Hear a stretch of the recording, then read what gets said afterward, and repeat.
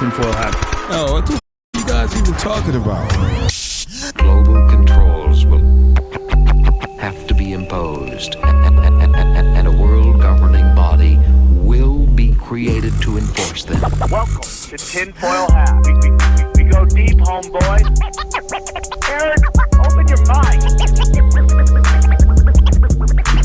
Drink from the fountain of knowledge. There's lizard people everywhere.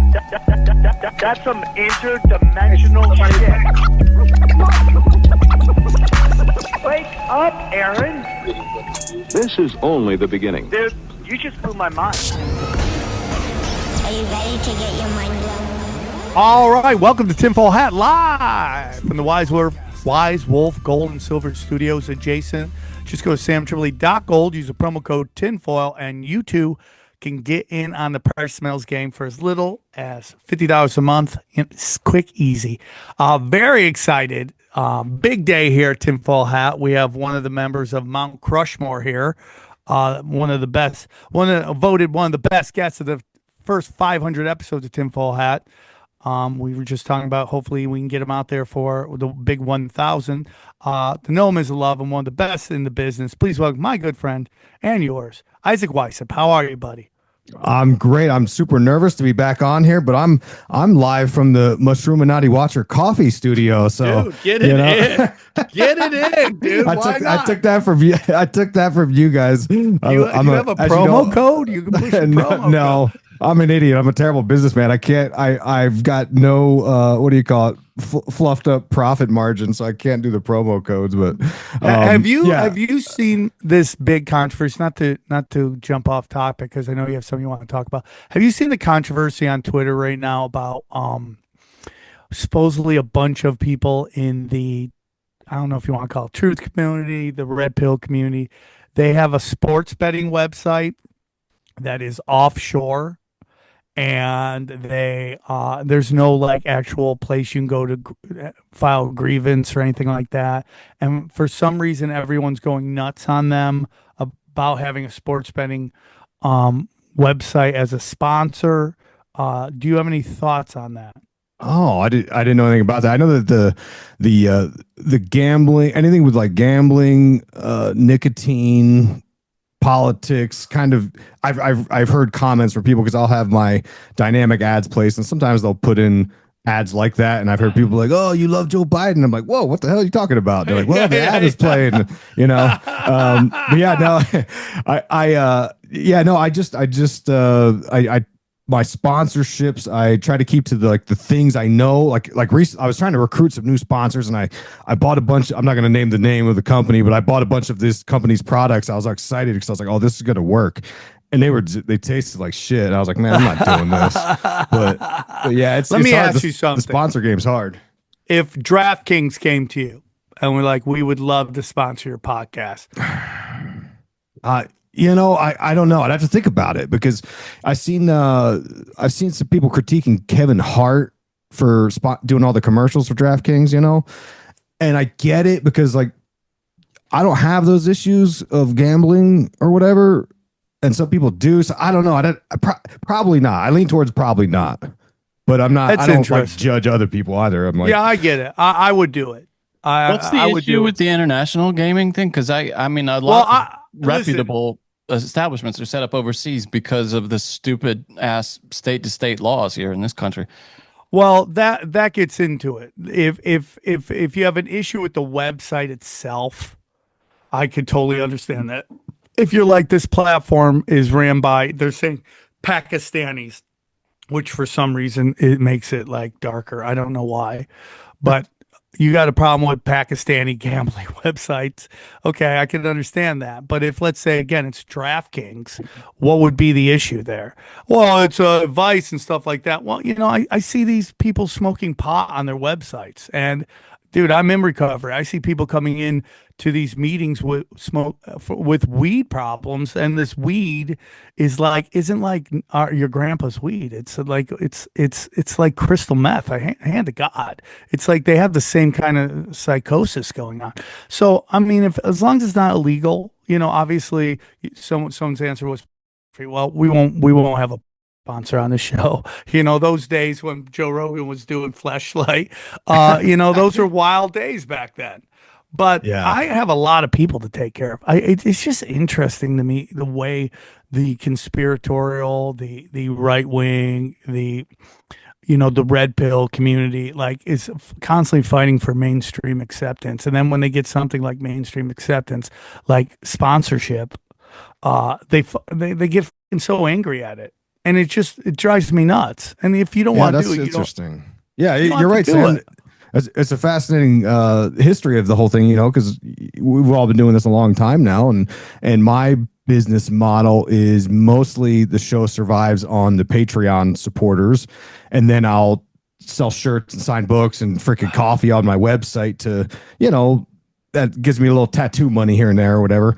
And some guys like Greg Carwood, man, that dude won't take a spot. He won't do sponsors. He won't do ads. And I respect that. Like, it's fine. Everyone's got their own business model. So I guess it depends. And I personally don't have a problem. Like, if a company came to me, I would consider that.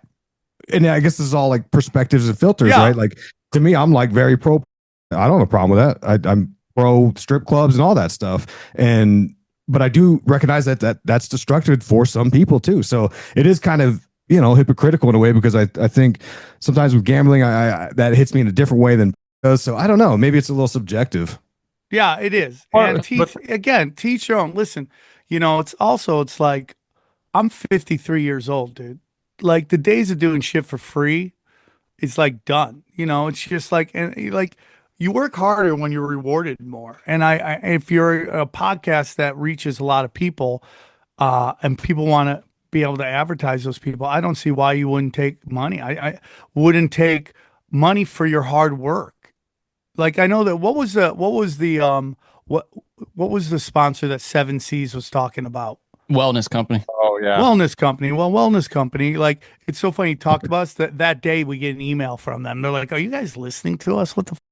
But we turned it down because he says it's part of the war machine, the military industrial complex. So we turned it down because we're not with that. But I don't know why people have a problem with people wanting to make money off their hard work. My dad said that. My dad was a crazy man who lived a crazy life, did his best, could have used some spirituality in his life. And he used to say to me, "Don't get mad at someone for making a buck. If you're doing it honestly, what's the problem there?"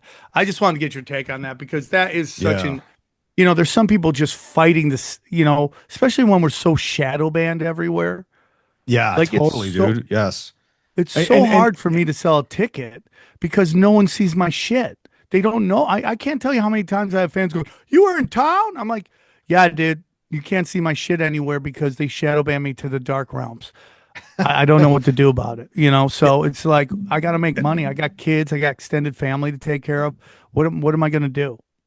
That's what people don't understand about this business, because when I did that lecture with Jay Dyer in Vegas, he was telling me, he was kind of coaching me into it, because I had never done it before, and I was trying to help him sell tickets, and he was like, "Dude, you gotta say it like 20 times on every podcast, blah, blah, blah." And I was like, "Bro, this is kind of overkill." But he was like, "You don't understand. You're going to get people afterwards that say, 'Oh, I didn't know you were doing it.'" And you're like, I couldn't have said it any more times. And so it's true. It's like, we are constantly sort of shunned from mainstream acceptance, which I actually like that about our group, because someone asked me about this not too long ago. Yeah. And I actually prefer it that way, to be honest, but it does suck for trying to make a living out of this. So yeah, we're Slayer, dude.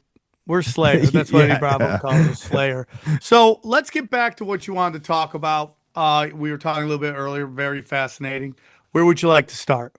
Yeah, this is a great segue to talk about not being able to get mainstream acceptance and corporate sponsorship, because I've got a controversial theory I've been building. It's about Charlie Kirk, and I've been tweaking this a little bit. I've been working on it since the day he got assassinated, September 10th, 2025. And what I'm seeing.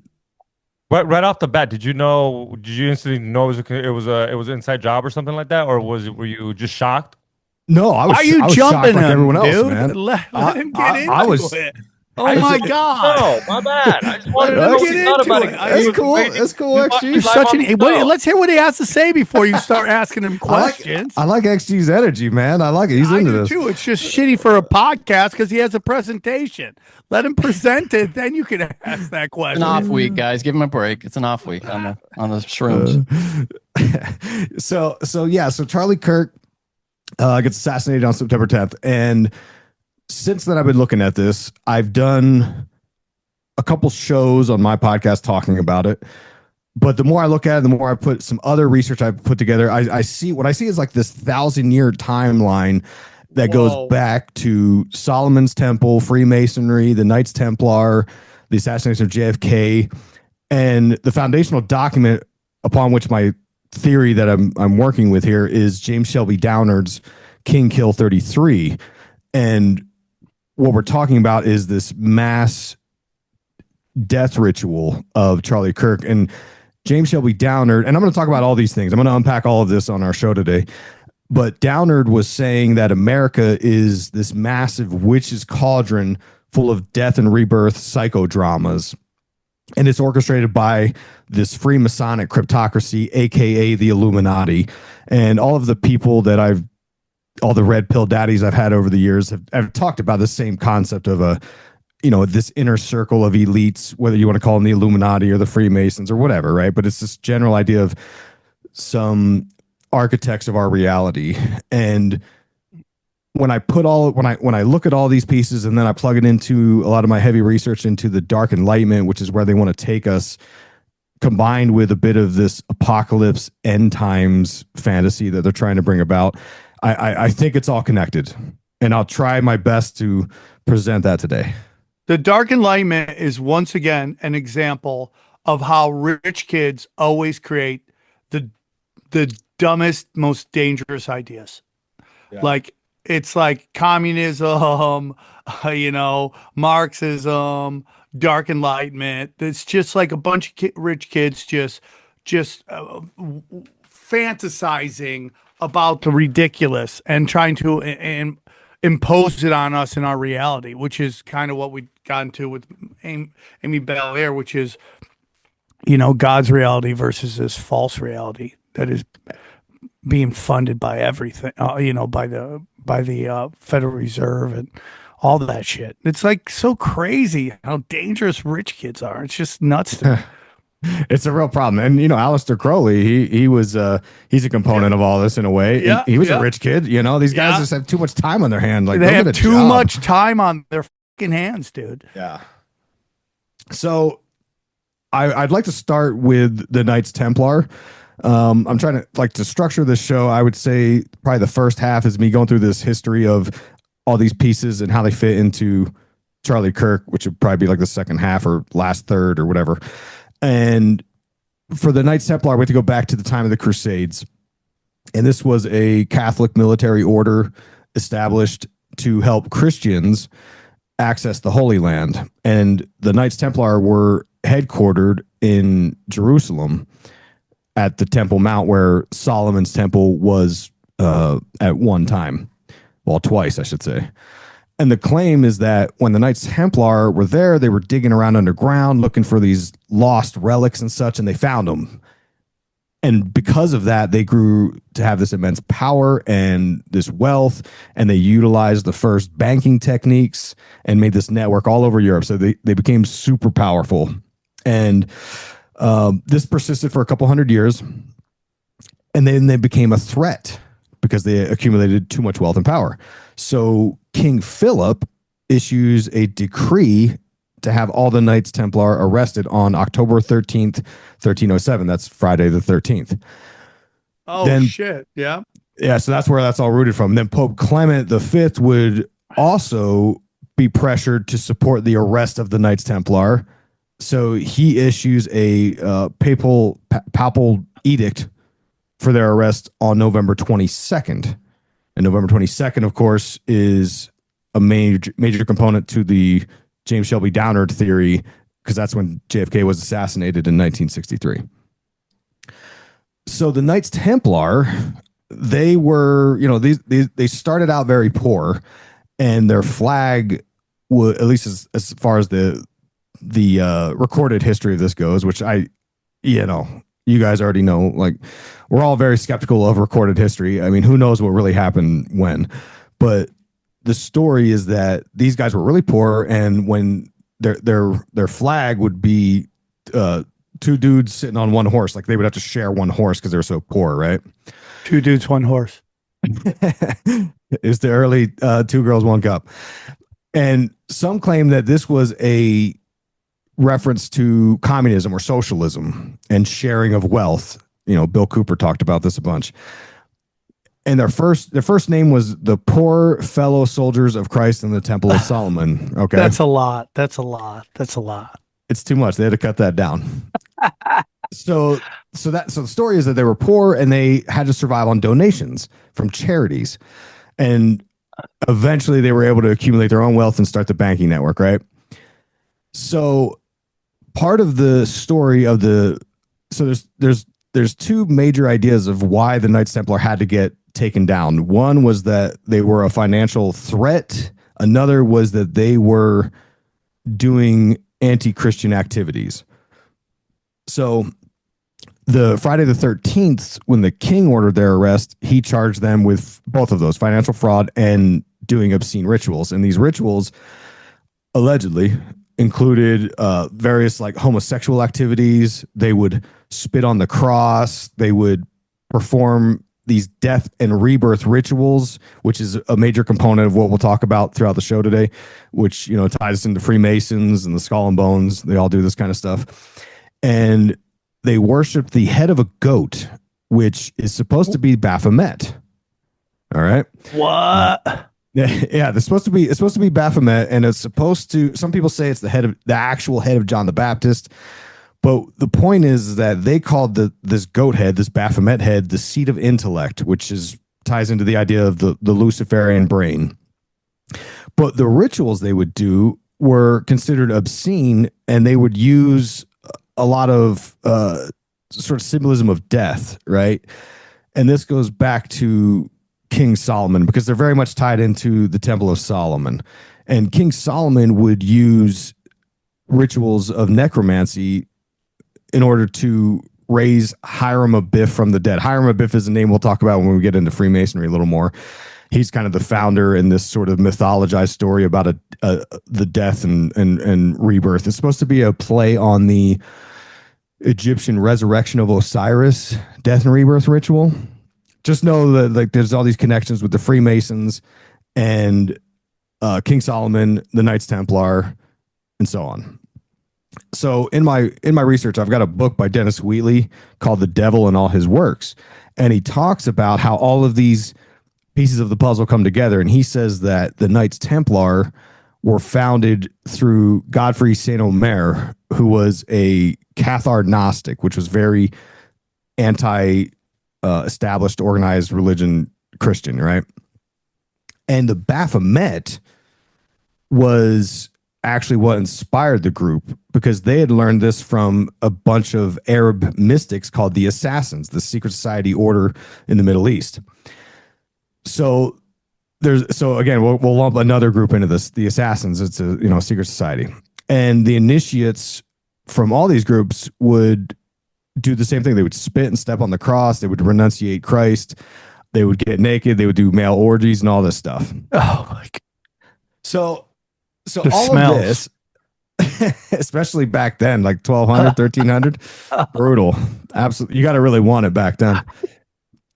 So they would all utilize forms of magic, and this magic, these rituals, would be brought to America through the Golden Dawn, a different order. And the Templar were learning all about politics through the Assassins. And with the Assassins, their philosophy was, the name of the Assassins comes from what they would do. They would assassinate political leaders and rivals. And they were doing a lot of major psychological operations. They would they were totally fine with lying about their true religious intent. They would do whatever it took to blend in and to get the approval of the people, because to them, they thought that the Templars and the Assassins both thought that it was all right to commit crimes as long as you did it for the higher calling of the order, right? This Illuminati group, whatever. So the killing of JFK, the assassination of JFK, was supposedly revenge for the destruction of the Knights Templar, because, like I said, they issued these laws to break down the Knights Templar. They were disbanded. They spread underground, which is also how the Bavarian Illuminati was broken up. And the leader of the Knights Templar at the time, Jacques de Molay, was actually burned at the stake, which is curious because later on there would be this Order of de Molay Society for young Freemasons. And, Walt Disney was a member of the Order of de Molay and so on. Oh, my God. So the connections there are pretty literal, right? And the belief is that there's some amalgamation of Freemasons, Bavarian Illuminati, Knights Templar, the Assassins, and they're orchestrating society. They're sort of doing these rituals on a mass level, and they're doing it for magical purposes. They're doing magical workings to change the world. And when you look at what the Baphomet is all about, that's the goat with the boobs. It represents the alchemical process of, is it like on the Baphomet's forearms, there's tattoos that say solve and coagula, which means to dissolve and to bring back together, right? It's about tearing down and rebuilding. It's an alchemical idea. And this goes back to other magicians. It's like Archimedes' lever. They say if you give me a lever long enough and a fulcrum, I can move the world, right? That's kind of how they look at this. So it makes sense when you start looking at how all these political players are seemingly rolling us down one path. Like people always say that the left and the right are two birds or two wings of one bird. This kind of explains how that works, right? And it's believed that what they're trying to do is move us into this new age where they are taking us into this, and this is obviously open to interpretation, this Luciferian one world order stuff, the control system. And they're showing us the truth about their belief systems, what they call the revelation of the method that they're slowly rolling out. An example would be, because you see this in pop culture all the time, which is like, that's my shtick on my podcast. I always try to unpack pop culture events and look for occult symbolism and this big, larger conspiracy in it. Like J.K. Rowling, who wrote the Harry Potter books, right? Which is obviously about actual magic. And there's lots of like characters in the story and actual incantations they use that are real, that have done shows and wrote about. But J.K. Rowling, she's got the solve et coagula tattoo on her arm as well, right? The same one as the Baphomet. And whoa. So she's obviously into this stuff, right? And that Harry Potter movement missed my generation just barely. So I'm friends with a lot of people that are just slightly younger than me, and they're obsessed with this stuff. They've all got the what is it, Deathly Hallows tattoos and love stuff. It, so they love it. Yeah, I read the books growing up. It's all about it's right. It was right up my alley, and my sister was in love with it, and it bleeds into like high school, and they're still doing it till this day. I think they're bringing it back. Right? HBO has a rerun of it. Yeah, it's strange because it's a reboot of the whole thing. Which is not, it's not so old that it needs an entire reboot. They're pissing a lot of people off. There's like a guy, they're recasting the races and stuff. Yeah. It's like everyone's black and trans in this one. Yeah, but it's clear that they want to kind of rerun that script, Isaac, for a new generation. I wasn't aware they were redoing it. It's been cast mostly. Wow. It's confirmed, it's starting. I think they're starting shooting relatively soon. All right, guys, real quick, listen, the crypto markets are getting crazy, and listen, there's some value. You can make money, get in, get out, but you're like, what cryptos do I buy? Very simple. Go to copymycrypto.com. Our good friend James McMahon and Copy My Crypto, he'll let you know what's popping. Let me tell you about Copy My Crypto. Has it pissed you off to watch crypto fly up in price for over a decade and you still done nothing about it? Yeah, it makes sense. Crypto is complicated and real boring. Well, here's the good news. You don't need to know a thing about crypto to make money like so many have. The copymycrypto.com membership site shows you the exact cryptos that YouTuber James McMahon personally owns, which means you just copy him, okay? It's like having a big brother who knows what he's doing. You don't need to know a thing about crypto or how to invest, as you just simply copy along. So let me tell you about James. James runs the Crypto with James YouTube channel, which has over 93,000 subscribers right now. In the summer of 2020, he told his viewers to buy 26 cryptos. Had you put $100 in each one, it went on to be worth over $123,000. That's a lot of money. Of the 26 cryptos, his top pick of the year, the one he singled out, called Phantom, went up 692 times. That one call alone retired a number of people, including guys and gals in their 20s and 30s. Remember, this is public knowledge. You can go to YouTube and verify for yourself. If you'd like to join the 2,800 members who copy James, then pause what you're doing right now and head over to copymycrypto.com/TFH. That's copymycrypto.com/TFH. Okay, you'll not only find proof of everything that I've said, but our viewers get full access for just $1. Okay, yes, you missed out on Bitcoin, maybe a little bit by chunks, but you know, there's over 2 million other cryptos. Do you really think you miss out on all of them? Guys, don't waste any more time. Go to the site and read it. Okay, once again, that's copymycrypto.com/TFH. It's ended money worries for so many, it just may do the same for you. And we thank James for sponsoring the show.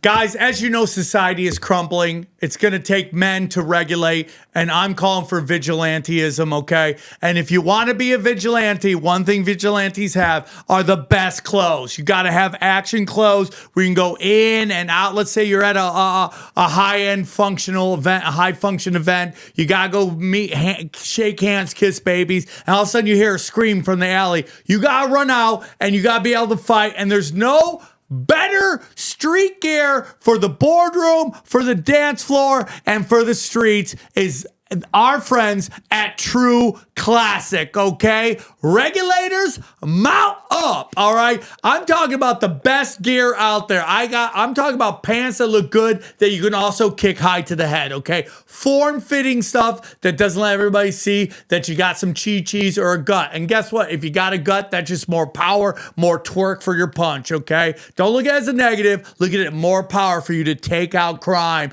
and keep the streets safe for the ladies. Because you know what happens when the ladies feel safe? Everyone gets laid. Thank you, True Classic, okay? If you want to make the world safer for ladies to get weird at, then try our good friends at True Classic. They got everything. They got pants. They got shorts. They got shirts. They've got, keep going down. What else do they got? They got, go back one. Go, come on. It's not working. It's the internet. We go. Okay, they got bestsellers. They got shirts. They got, look at those, man. That is perfect. Am I at the beach or am I about to inflict justice on some stupid criminals? I don't know. Either way, I'm good to go. Look at that, dude. Look at that, man. Go back to men's real quick.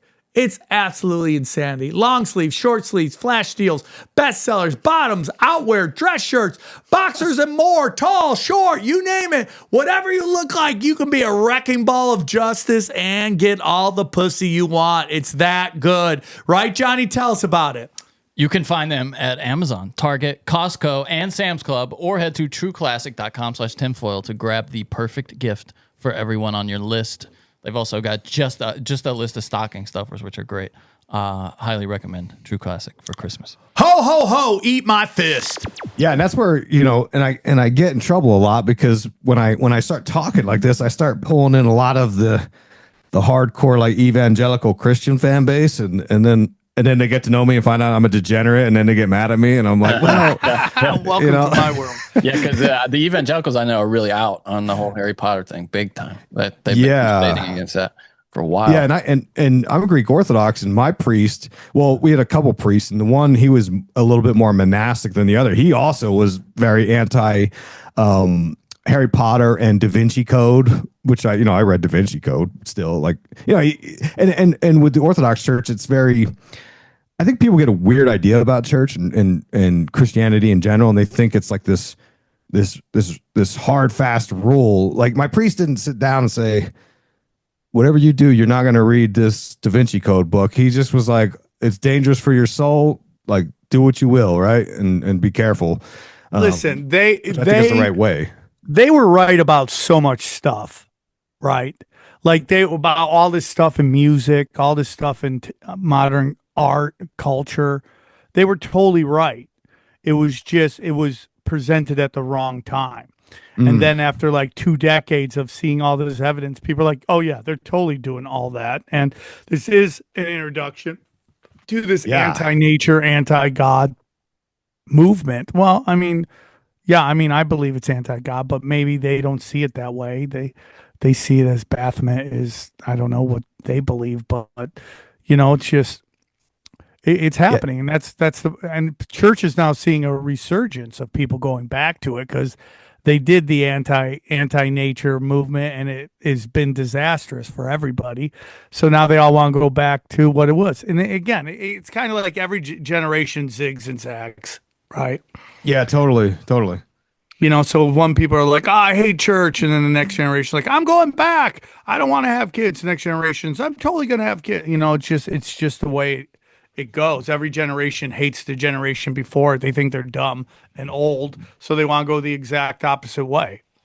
Yeah. And I try to give voice to the people that, I believe in Christ. I try to follow Christ, but I also have problems with a lot of organized religions, particularly Christianity, because that's my flavor. So like, I feel like I can judge it the hardest, but there's a lot of things I think that, I don't know. I'm at odds with a lot of people that sort of self-professed Christians. But any power structure is going to get corrupted. I mean, it's just totally it's about control and power. Right. And I think that people need to like take a step back and take a breath sometimes because it's hard for me because I talk about this stuff and then they immediately go to like, oh, let's cancel all these movies and all this stuff. And I'm like, well, I kind of like some of these movies, man. I just want to raise awareness so you can decide how much you want to let this sort of infiltrate your life, Yes. Yes. Like Hocus Pocus. I did a show on the original Hocus Pocus movie back, I don't know, 4 years ago. I did this show and it blew my mind. It was probably the craziest thing I've ever discovered where if you watch the movie, there's a part at the beginning where there's a spell book that drops and the pages flip, right?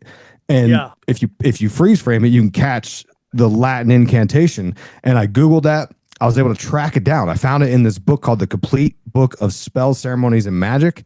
And I bought the book, got it in the mail, and turns out that exact page, that exact incantation is from a satanic ritual where oh my God. It's a sex magic ritual where the witches are they're kissing the anus of a goat, which is supposed to symbolize the devil. Yeah, it's crazy, right? And it's in a kids movie. And and I think like, I mean, what decisions were made to get that to that point, And it could just be some kind of prank. But I don't know. That seems like a lot of effort to go into a prank. Yeah, people do that all the time. They're like, well, they were just having fun. But you're like, it happens all the time. Yeah. It seems somewhat purposeful. Should there be like warning on like movies on like conspiracies, like where it starts like this is like very Illuminati based, like how there's like parental, but now there's like for conspiracy there's like you might want to not red pill yourself for this one. That's a great idea. Yeah, run with that, XG. Run with that. the whole purpose, like I said, so to sort of like put a little tiny bow on this so we can move on to James Shelby Downard.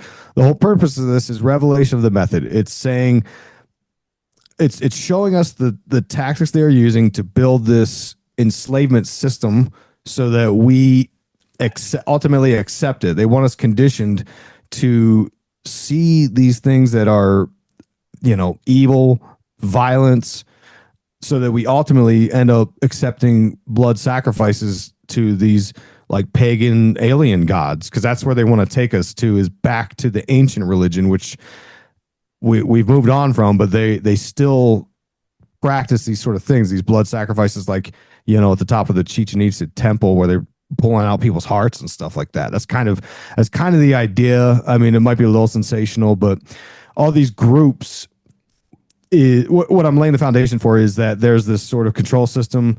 The Knights Templar, the Assassins, they all play a role in this, because that's kind of what you need to understand James Shelby Downard, who we'll talk about because he wrote this book, King Kill 33.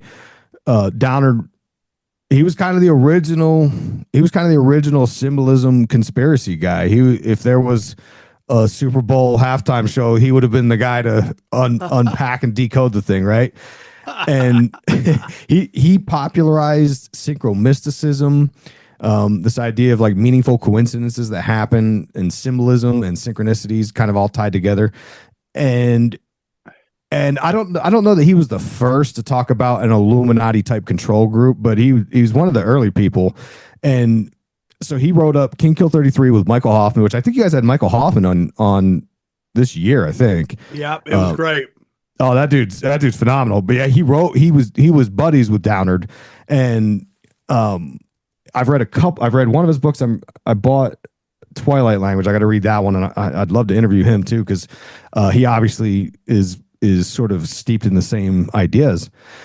And this King Kill 33 is all about this Freemasonic cryptocracy control system that was using symbolism, sex magic, sacred locations, and this mass ritual to assassinate JFK for the killing of the king.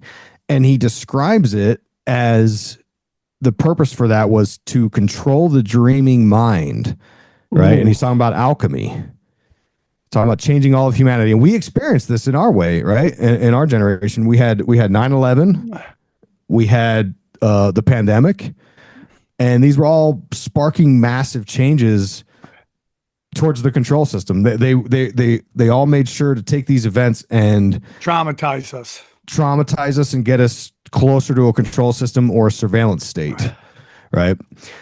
But Downard, he didn't make it to 9/11. He died in the 90s, and he's written a couple books. I've got Carnivals of Life and Death, and I want to do an appropriate deep dive on Downard because he is pretty fascinating. Adam Gorightly, he wrote a book called James Shelby Downard's Mystical War, and then he just released one called Stalking the Great Whore, which is about Downard, right?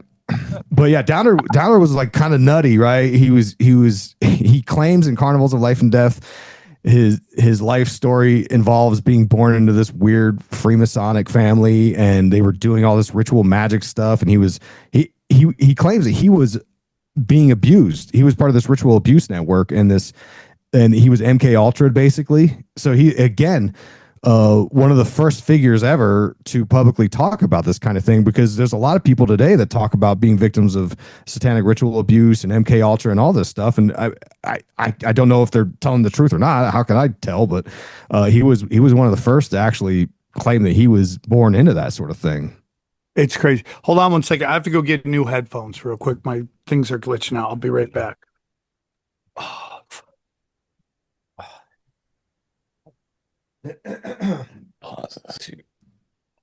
Yeah, so I wonder if he was a part of that, and how much of that are those things you can actually leave, right? Like, can you leave those satanic organizations? Is it like the CIA, where like once you're in, you're always in?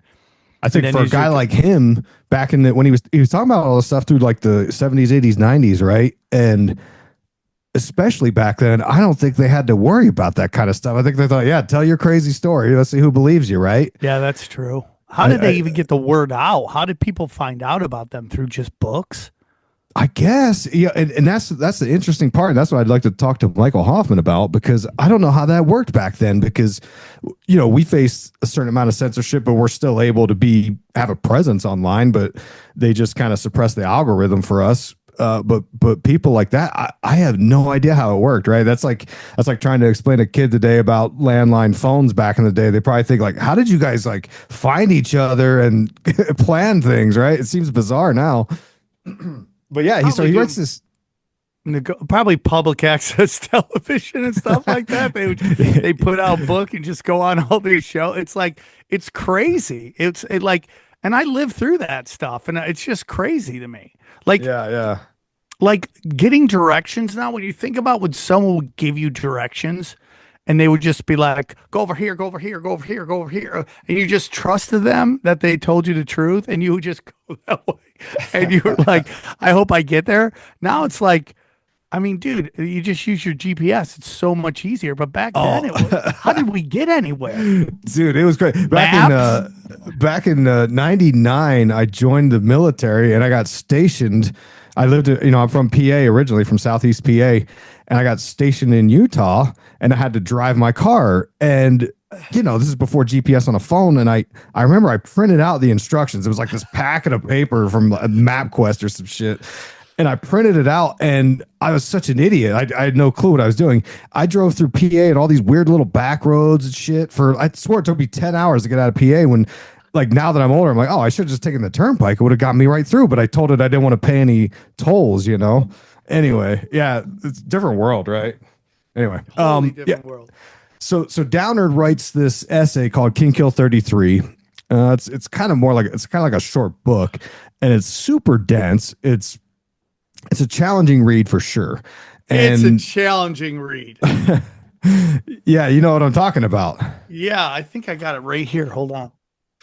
Yeah, and I did a 3-part deep dive on my podcast this summer trying to unpack the whole thing because it's really difficult to understand.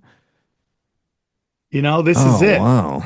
And you read it, and it's just fucking nuts, dude. It's like this is the deepest conversation ever what these guys are talking about. You're like, imagine being a fly on the wall and you wouldn't have any clue what the they're talking about, dude. Can we get a sentence out of there? What? Can we get a sentence out of there? President Lyndon B. Baines Johnson, through the magic of mystery and word, is associated with the Baal Bean Macbeth, as the reader can certainly understand now. I have no clue what the fuck that means. That's a perfect sentence. As the reader can understand now. Clearly. I have no clue what the fuck it means. But it's great. It's like deep. You just gotta. It's really good. It's really good. Dense. And I had to really take my time to go through it. And I'm going to take. It was about 3 episodes I had to do this summer unpacking the whole thing, and I'll give you guys like the short version of what my interpretation of it is. And he talks about America is a witch's cauldron, and there's all these crimes that are ritualistic. He says he calls them psychopolitical psychodramas, and these are all performed to take us down this Luciferian end game, right? And he says that they do a slow rollout of these things. They call it the freeze, wait, revive, because they need people to accept their fate. Right? Like they need America to become apathetic. And I've got a quote here. He says, episodic revelations of the same type stun them into inaction. All right. And he says stuff like Americans don't have the truth about which to rally. And this is all very kind of familiar, right? This is all kind of what we've been experiencing with the advent of the internet and smartphones and video and stuff like that. And he lays out the goal. I'm going to read you guys what he says the goal is, the end game. He says it's an endeavor to bring about syncretism in opposing principles of a mystic power and to green Israel, rebuild the Temple of Solomon, and establish a one world government. And this is what I'm saying is that I think that all ties into all of these past groups, your Knights Templars and your Assassins and so on. Because they all want to reconnect with their God. They want all of us to reconnect with their God, this universal consciousness, this grand architect type stuff. And the method about which they do it is kind of like in the book 1984, there's the Ministry of Truth. And the Ministry of Truth splices the news and changes it according to what the party, the brother, Big Brother, is trying to create this new world. There's a lot of like magical thinking involved in it.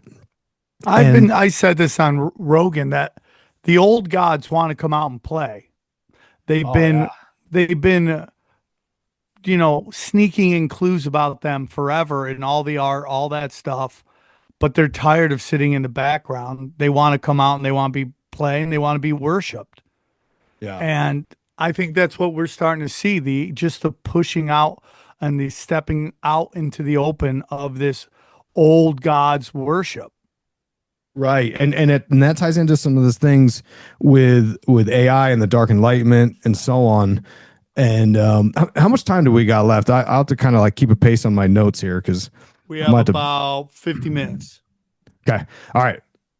Got it. Okay. So let's keep talking King Kill 33, and then I want to get into Charlie Kirk. That's why I want to make sure we got time for that. Leave space for XG to ask his question. All right.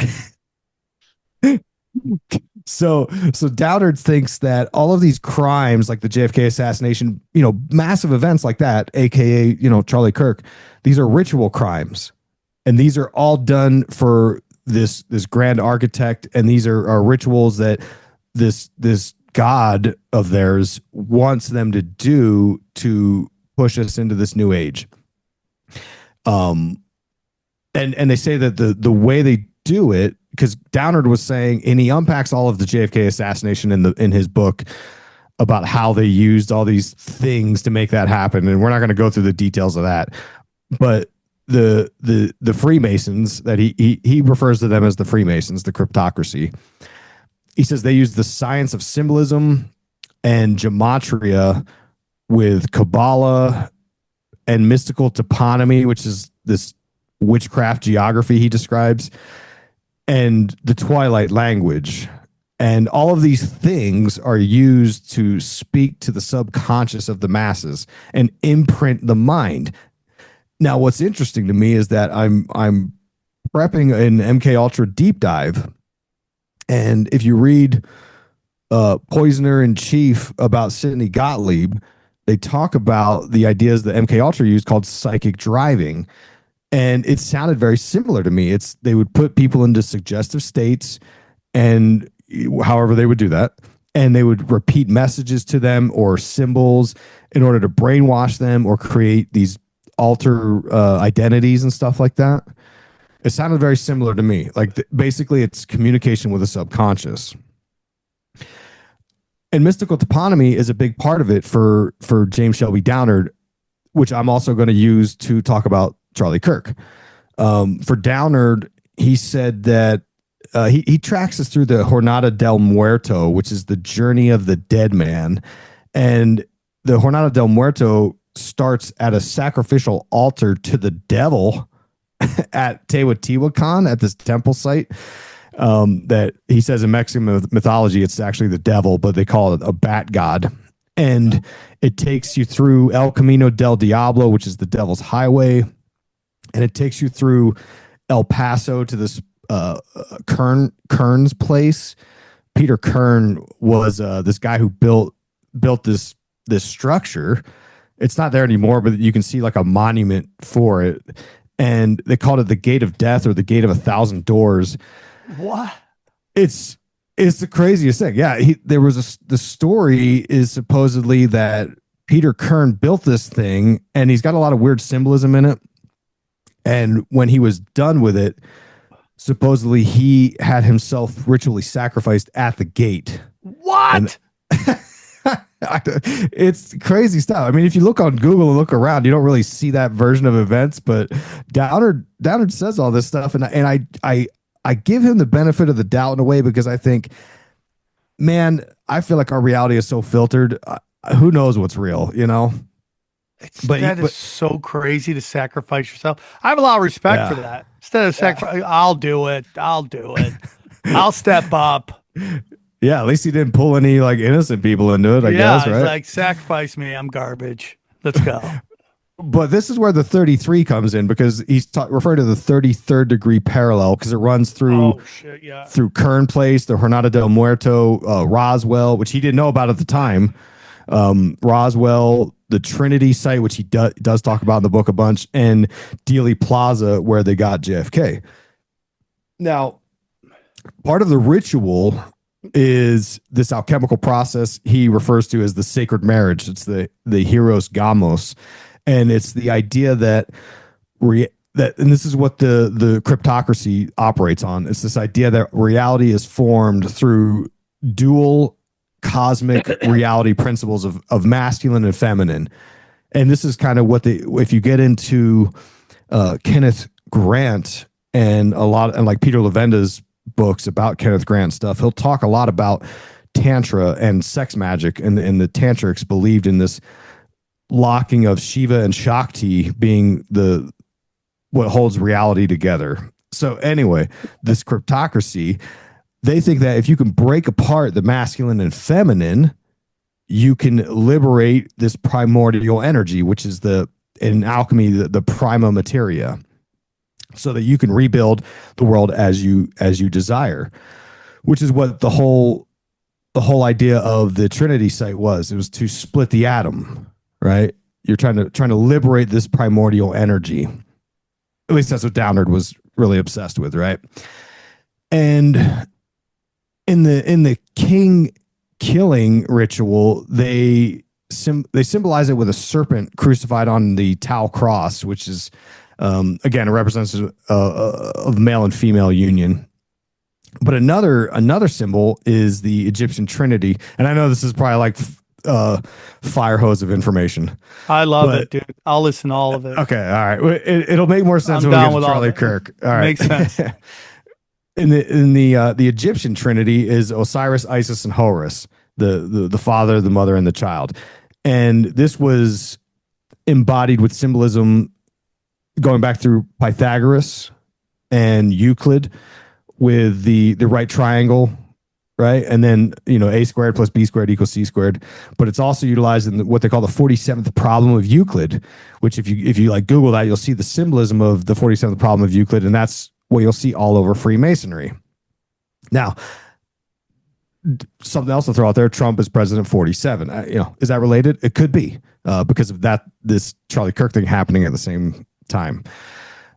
So the idea is that you've got this order and chaos that created our world, and they want to return everything back to chaos. They want to destroy the primordial matter, and it's supposed to unleash this energy so they can, do this thing they're trying to do.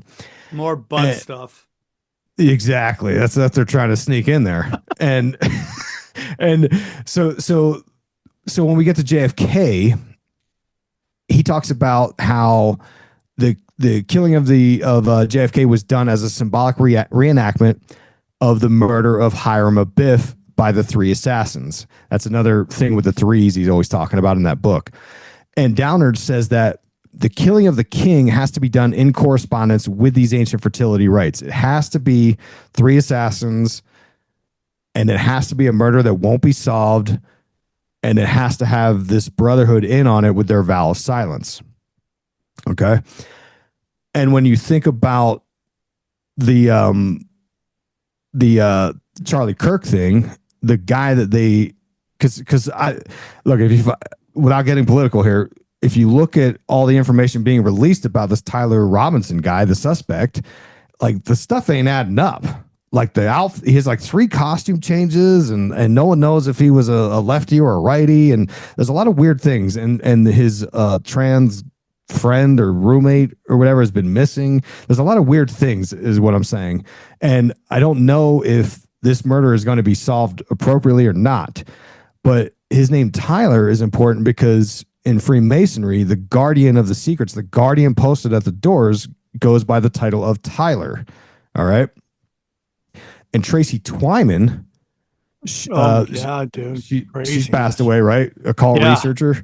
She was deep into all this occult stuff, and she claimed she had channeled an AI spirit that went by the name of Tyler as well. Again, I'm kind of throwing a few things out here. I'm in, dude. I'm in on all of it.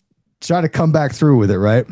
Hey guys, real quick, we're really proud to be sponsored by Raycon earbuds. That's right, Raycon Global. Listen, if you're looking for a holiday gift, I've been using Raycon Essential Open Earbuds, and honestly, they're so good. I love them. I love that I can play my music and still hear what's going on around me. It's perfect for the gym or when I'm walking. And right now, listen, this is the best part. Right now, as I speak, they're up to 20% off for the holidays, so definitely grab them while you can. Regular earbuds block out everything. You can't hear someone calling your name, a car honking, anything at all. You're going to get hit by a bus. These Raycon ones just sit on the outside of your ear canal, so you can get really clear sound, but you can actually also hear what's happening around you in the world. They're really light, and the ear hook part rotates, so they're actually staying in your ears. They're not falling out every time you whip your head around, or jog down the street. I've worn them at the gym, on walks, doing stuff around the house, and they don't fall out. They also don't get incredibly uncomfortable after just a half an hour of listening like so many others do. Raycon has over 3 million customers, and the sound quality is just as good as the way more expensive brands. They're half the price because they're not paying for celebrity endorsements. Look who's endorsing them. It's us, not celebrities. Yeah, we're not celebrities. We're anti-heroes. And all the retail markup stuff that the other companies have, they don't have any of that overhead. And if you don't like them, they have a 30-day guarantee. Think of that. And I just want to tell you about a couple of features that make them my everyday go-to. It's their open ear design, which allows for a breathable fit. They have this multi-angular look and a rotating ear hook that I mentioned before that ensures a secure, personalized fit for any activity. They're lightweight. They have multi-point connection, so you can connect to several devices and switch seamlessly between them. And 36 hours of battery life. That's crazy, dog. Oh, that lasts forever. They're perfect for editing, perfect for the gym, perfect for the casino. You name it. They last, 36 hours? One more? Well, yeah, it's 8 hours of earbuds plus 36 hours with the case. So. Ooh, there you go. Damn. So listen, the essential open earbuds are here for the holiday season, and they're selling fast. Raycon audio products are up to 20% off this holiday season. Go to buyraycon.com/tinfoilopen to save on Raycon audio products site-wide. Order by December 15th, guaranteed delivered by Christmas, because great gifts shouldn't show up late. And we thank them for sponsoring this show. And we recall that right after the assassination, do you remember that video Donald Trump released from the White House? And there was that super weird AI glitch in it. Yeah, it was a strange video. Yeah. I don't know. It all seems weird, but if you look at it through the lens of James Shelby Downard and his ideas of synchromysticism, like that's the stuff I'm trying to piece together here about Charlie Kirk. Okay. And another element of this is that, like, to go back to the assassins, they were spreading this secret wisdom to the Knights Templar through their leader, and his name was Hassani Sabah. And they called Hassani Sabah the old man of the mountain because he lived in this remote mountain. The mountain is a symbolic, mystical symbolism of the pyramid of ascension going towards the gods. So when Charlie Kirk got shot, they took him to Timpanogos Hospital, which is in, that's the name of the mountain. There's a mountain in Utah called Mount Timpanogos. So again, there's something else kind of weird there. Another weird piece there. So let's unpack a little bit of this Freemasonic parable. Then we're going to get into Charlie Kirk. So the Freemasonic parable, meaning it's like not actually what really happened, sort of, but they use this in the initiation rites of the third degree for a master mason, and they call upon they do a reenactment where they're the guy who was the architect of Solomon's temple, Hiram Abiff, right? He was kind of a Freemason in a way. He gets killed by 3 ruffians. Jubella, Jubello, and Jubellum. And what they were doing was, there's a couple interpretations. They were saying, they went to Hiram Abiff, they're like, hey, we need our money. And he was like, we're not done yet. And then that's why they killed him. Another interpretation is that they were demanding the secrets from Hiram Abiff. They wanted the secret word. And this was... What were their names again? Sorry? Bella, Jubello, Jubellum. Jubella and Jubellum? Money? Jubello. Yeah, and they were after money. That's really so on brand, dude. Yeah, so like on brand. On the nose. A little too on the nose. It's getting hot in here. What a nose that is, too. No, but that, I mean, is that just a coincidence, or is that what they're getting at there? I didn't look at it that way, but it may be. I mean, they're all 3 of them have the similar name. Curious. It could be, yeah, because it ties into all that, because we're talking about the Temple of Solomon. We're talking about the rebuilding of Solomon's temple, and it has to do with Jerusalem and the people from that area. So I mean, you can't really separate that from the equation. You know what I mean? That's curious. But the idea is that these three people approached Hiram and they asked for the secrets. But in Freemasonry, they take a vow of silence. You cannot expose the secrets. So he did not, and they killed him. So James Shelby Downard takes this and compares it to the story of JFK's assassination, where they originally arrested the three tramps or the three hobos, which has its own side story you can go down, because one of them is supposedly Woody Harrelson's dad. And another one is supposedly Fred Chrisman, who was this intelligence officer who made contact with aliens, and he was hanging out with Harold Dahl, the guy who experienced the first Men in Black, and so on. It's kind of wild. In fact, I'm doing another quick plug. I'm doing a 2-part special series with Joel Thomas from Free the Rabbits, where we unpack 1947 and all of the strangeness around that. Dude, oh my God, that would go on forever. It's so much. It's crazy. But anyway, yeah, we get into Fred Chrisman and Harold Dahl and the Maury Island incident, Kenneth Arnold, and all kinds of stuff. Anyway, so that's the story, is that the 3 assassins kill Hiram Abiff, and all these Freemasonic lodges are modeled after Solomon's Temple. These things are all connected, okay? So let's get into Charlie Kirk. To me, I think what that whole thing was about order out of chaos, and it contributes to the cryptocracy feeding us, enough chaos, horror, terrible things, so that the people beg for order. Yes, that's exactly it. Yeah, and that order will be the totalitarian one world government. Ask your question. No, I was just wondering where you were when Charlie got shot, because we watched it live. I know it was pretty crazy when we watched it. I was like, holy f-. It was like traumatic. Like to this day, I still remember. That's not what your question was. Your question was, hey man, what did you, when you saw it, did you automatically think like something was up? Oh yeah, that too. I mean, instantly, did you think it was like there was something like an inside job? I mean, I don't know. That was your question. How do I know your question better than you know your question? It was shocking for sure, right? Because I live in Utah. I don't live down where that. Oh, that's right. Yeah, I don't live down where that happened, but it was. I saw the video like everyone else, just populated on my feed, and I thought, it was shocking at first. In hindsight, I look at it, I think that's pretty crazy, and I think this is like, Professor Dana Pasulka, who was spending time with the UFO crowd, right? She talks about this exact thing in her book. She says they wanted to recruit her as being a professor of religious studies because they're trying to make a foundation of a religion, which requires witnesses and foundational documents. And this was just like JFK. It was just like JFK. You had this very public assassination. Everyone's seen these gory videos, and I don't buy for 1 second that the social media companies couldn't have stopped these videos. I mean, they stop leaks immediately. If there's like some weird, I don't know, celebrity sex tape or something, I mean, that's gone, man, vaporized. Dude, I got it in a push notification. I was like Charlie Kirk shot. You click on it, and it's just his whole throat being blown out. I mean, ugh. Yeah, that was all about traumatizing everybody. Yeah, over and over and over again.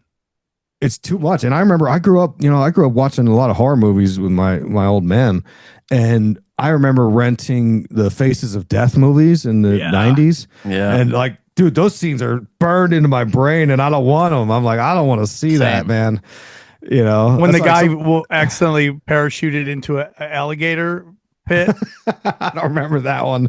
Oh, I remember a dude that had like a nurse. He had a screwdriver, and I'm like, bro, and then like one was like the chick cutting up dogs. I was like, if it makes you feel better, some of that was fake. So that's what I've heard. That's what I've heard. Yeah. Do you guys remember like the one that I compare this to most directly was that guy who shot himself in that some kind of municipal government meeting? Remember, he has that gun in that paper bag and just chokes on it. You know? And then just blood. Oh, it was. I mean, that was. It wasn't even that crazy of blood. That's all I always remember. Just a line comes down. He literally shot himself. Oh, you didn't think it was that crazy? To me, that was like a river. I thought it was crazy that he threw a press conference to blow his brains out. Yes, I thought that was crazy. No, but I mean the blood. I thought it. To me, the impression I was left with. Maybe it's just because I was so young, but that was an absurd amount of blood. Like I was shocked at how much blood there was. But don't do it. Don't do it. Don't do it. Boom.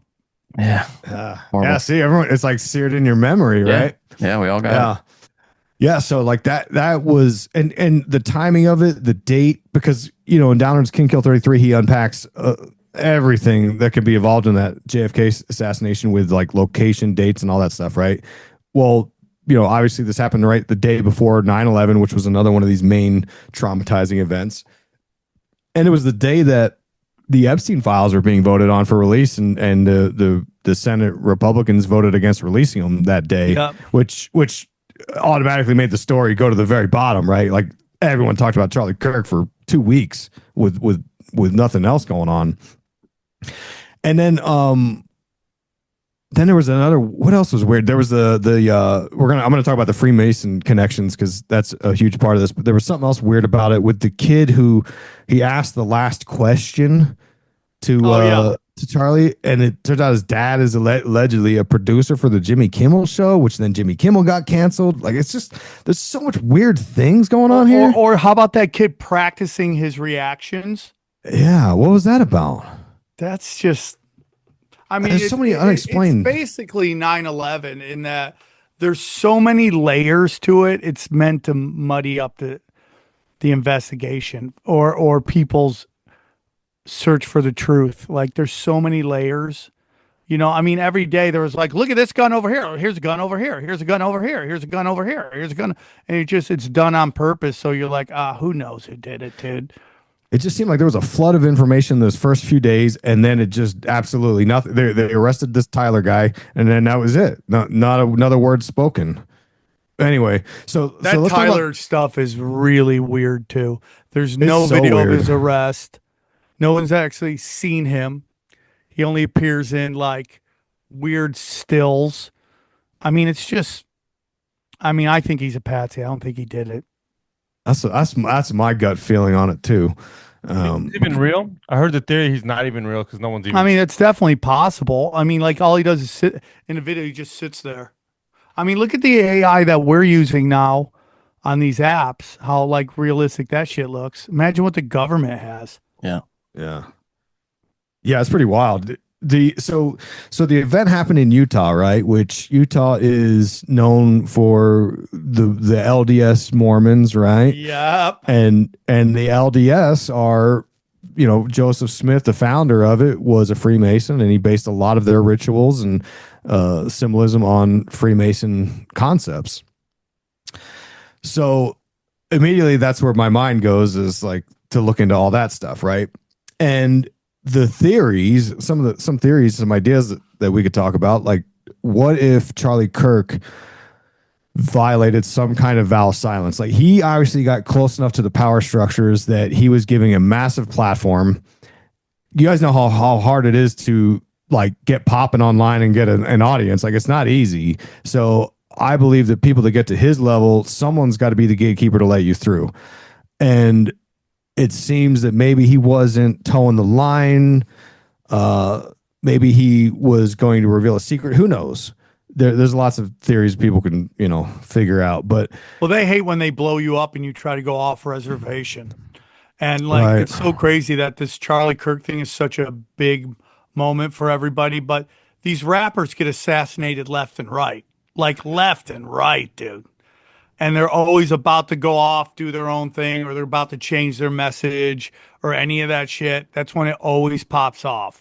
When they no longer want to play ball or they want to make the money for themselves, Yeah. We had Jamie Josta from Hatebreed on Cash Daddies, and he was talking about how he wanted to start putting his concert films on his own website. And someone goes, "That's great, but you better cut them in." And I go, "Yep, dude, if you start trying to make money, and not pay off the people who blew you up, they get real fucking pissed, dude." Yeah. And you could look at Michael Jackson, Prince, Louis C.K., everybody who was blown up and then started wanting to do their own thing and cut out the guys who blew them up.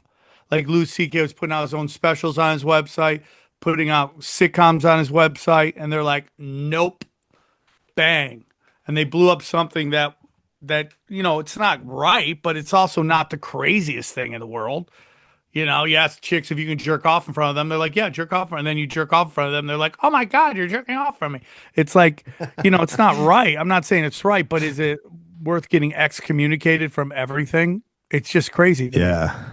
Because it was. Yeah, I know what you're saying. I totally get that. And I've changed my tune on Michael Jackson a bit recently. I used to be pretty hard on the guy, and I was like, bro, I think he was messing with them kids, because I think if I had a son, a 12-year-old son, and the neighbor down the street who had a choo-choo train and an amusement park in his backyard was like, hey, come let your kids sleep in my bed with me. We'll have a sleepover. I'd be like, yeah, dude, that's no, it. You're Dude. a pedophile, bro. Yeah.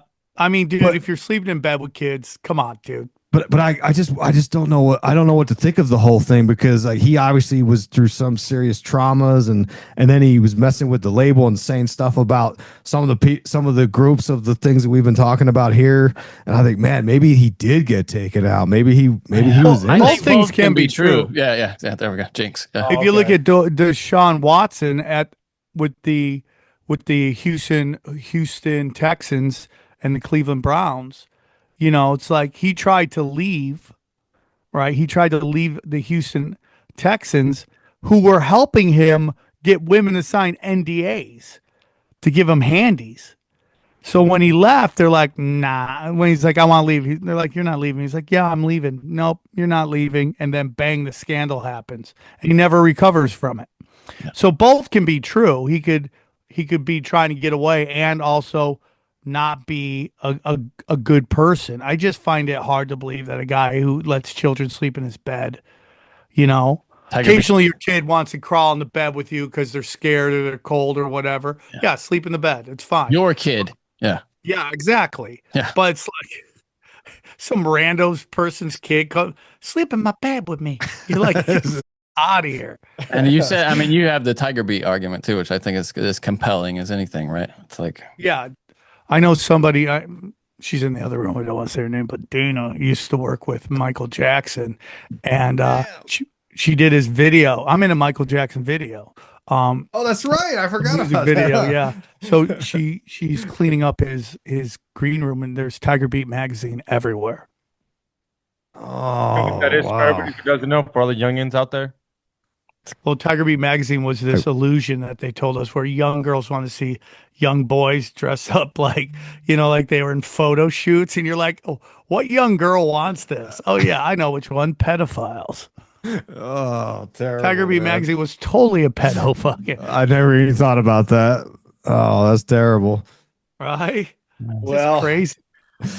So So Charlie Kirk might have found himself in a similar predicament, right? He might have been upsetting people that put him in the place that he was at. Now, something curious, I was looking up the Master Mason ritual, which is all about the murder of Hiram Abiff. And in the ritual, multiple times they go on and on and on about how Hiram Abiff was killed in the hour of noon. And that's also the same time when Charlie Kirk was killed, in the hour of noon. It was at like 12:23 p.m. And furthermore, at the Master Mason initiation ritual, they list the items that are present at the ceremony, and one of them is a beehive. In Utah is the beehive state. Like it employs all of this Freemasonic bee symbolism everywhere. Then you had Erica Kirk wearing that giant ring with the G on it, which is, you know, the compass and square of Freemasonry has the G, which means Grand Creator. It's, again, all about blood sacrifices for the Grand Creator. Another element in Freemasonry, there's a term used for Freemasons. They're all called the widow's son, referring to the widow of Hiram Abiff. And now Erica Kirk is this widow. Then you have the symbolism of 33, where Kash Patel came out and said, he said, in less than 36 hours, and then he stops us. He goes, wait a minute, 33 to be precise. We so crazy, arrested this guy. And I'm like, it's crazy because like this is this Trump administration, like this is the conspiracy crew. Like they, of anyone, should be the ones to be like, hey man, you say these certain terms and all these conspiracy nuts are going to start going off and digging into stuff, right? Then well, we talked about the Tyler. So Tyler Robinson, the guy that's arrested, already talked about how Tyler is the guardian of Freemasonry. And if you look up the history of Utah Valley University, where he was killed, it started in Provo. And even though Charlie Kirk was killed at the Orem campus. But Provo is a name that comes from a fur trapper named Etienne Provost. And that name comes from a Latin term that means one who is placed in charge as an overseer or a guardian. So again, there's like this connection of the guardian, the Tyler. And then also Tyler, remember when they were searching for Tyler, Grok, I think, is the one that composed the AI drawing, and it showed this guy with a hat with a triangle on it, which is again another calling card of the Illuminati. Then you've got the top cop that was giving a lot of the press updates. His name is Bo Mason, again with the Mason stuff. Then and look, self-professed, like when it comes into these things, I'm not the kind of conspiracy guy that's like, oh my God, proof positive. I'm throwing it all out there because this is the kind of stuff that King Kill 33 looks at these kinds of things and says, this is proof, right? But the staging area where Kirk was sitting when he got shot, if you look at the bird's eye view, it was a 5-sided shape like a home plate in baseball. And the godfather of baseball, even though apparently he didn't actually invent it, was Abner Doubleday, who was a prominent Freemason and Theosophist. Which, strange fact, they immediately tore down and destroyed that area where Charlie Kirk got killed. Like immediately. So crazy. Immediately. And then they lied and said, oh no, this was on contract, but then someone leaked some text messages that showed otherwise. There's so many weird things happening with this case. And then finally, Utah is obviously, you got the LDS with the Freemasons and all that stuff.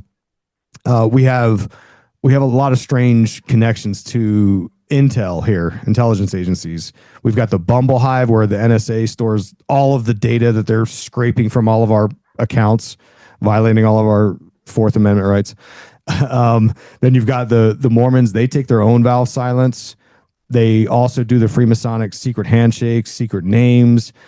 The LDS missionaries, they go on missions and they learn multiple languages. And this makes them key recruits for CIA, FBI, that kind of stuff. Wow. So like BYU, Brigham Young University, is known to feed this year, just like global R&B singer Sierra. What the was that? Sierra. Remember Sierra was in a video. She had some Golden Dawn pants on one time. Speaking of like magic, that is and stuff. so crazy. That was it. Was that on my end or your end?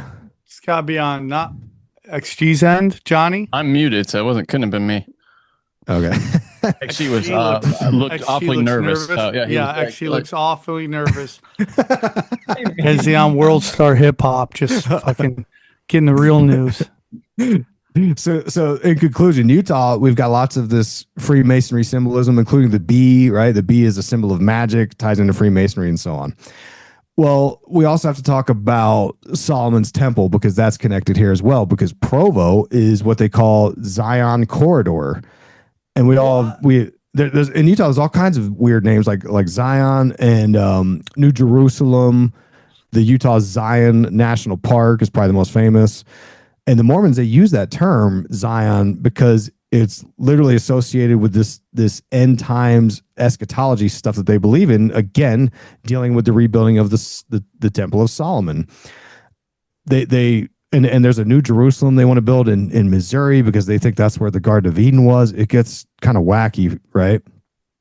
But the Mormons are very much Zionist. They're very much big into having Israel maintain its status of where they are. And when it comes to what's interesting, Isaac, sorry to cut you off, is that during the Q craze, right, when all the Q stuff was going out, there was all this talk about Trump going to Utah and the Mormons to use their courts for what he wanted to get done. So because they were like their own faction, so they weren't corrupted, or I don't forget what the reason they gave up, but it was very interesting because Utah was a big part of the Q drops.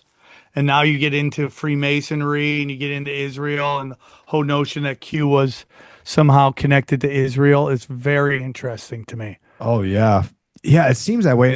And that goes into the point I was going to make, is that you remember, I think it was last year on 60 Minutes, they interviewed a guy from Mossad. He had a black ski mask and sunglasses on, and he was talking about the exploding pagers that killed all them people in the Middle East.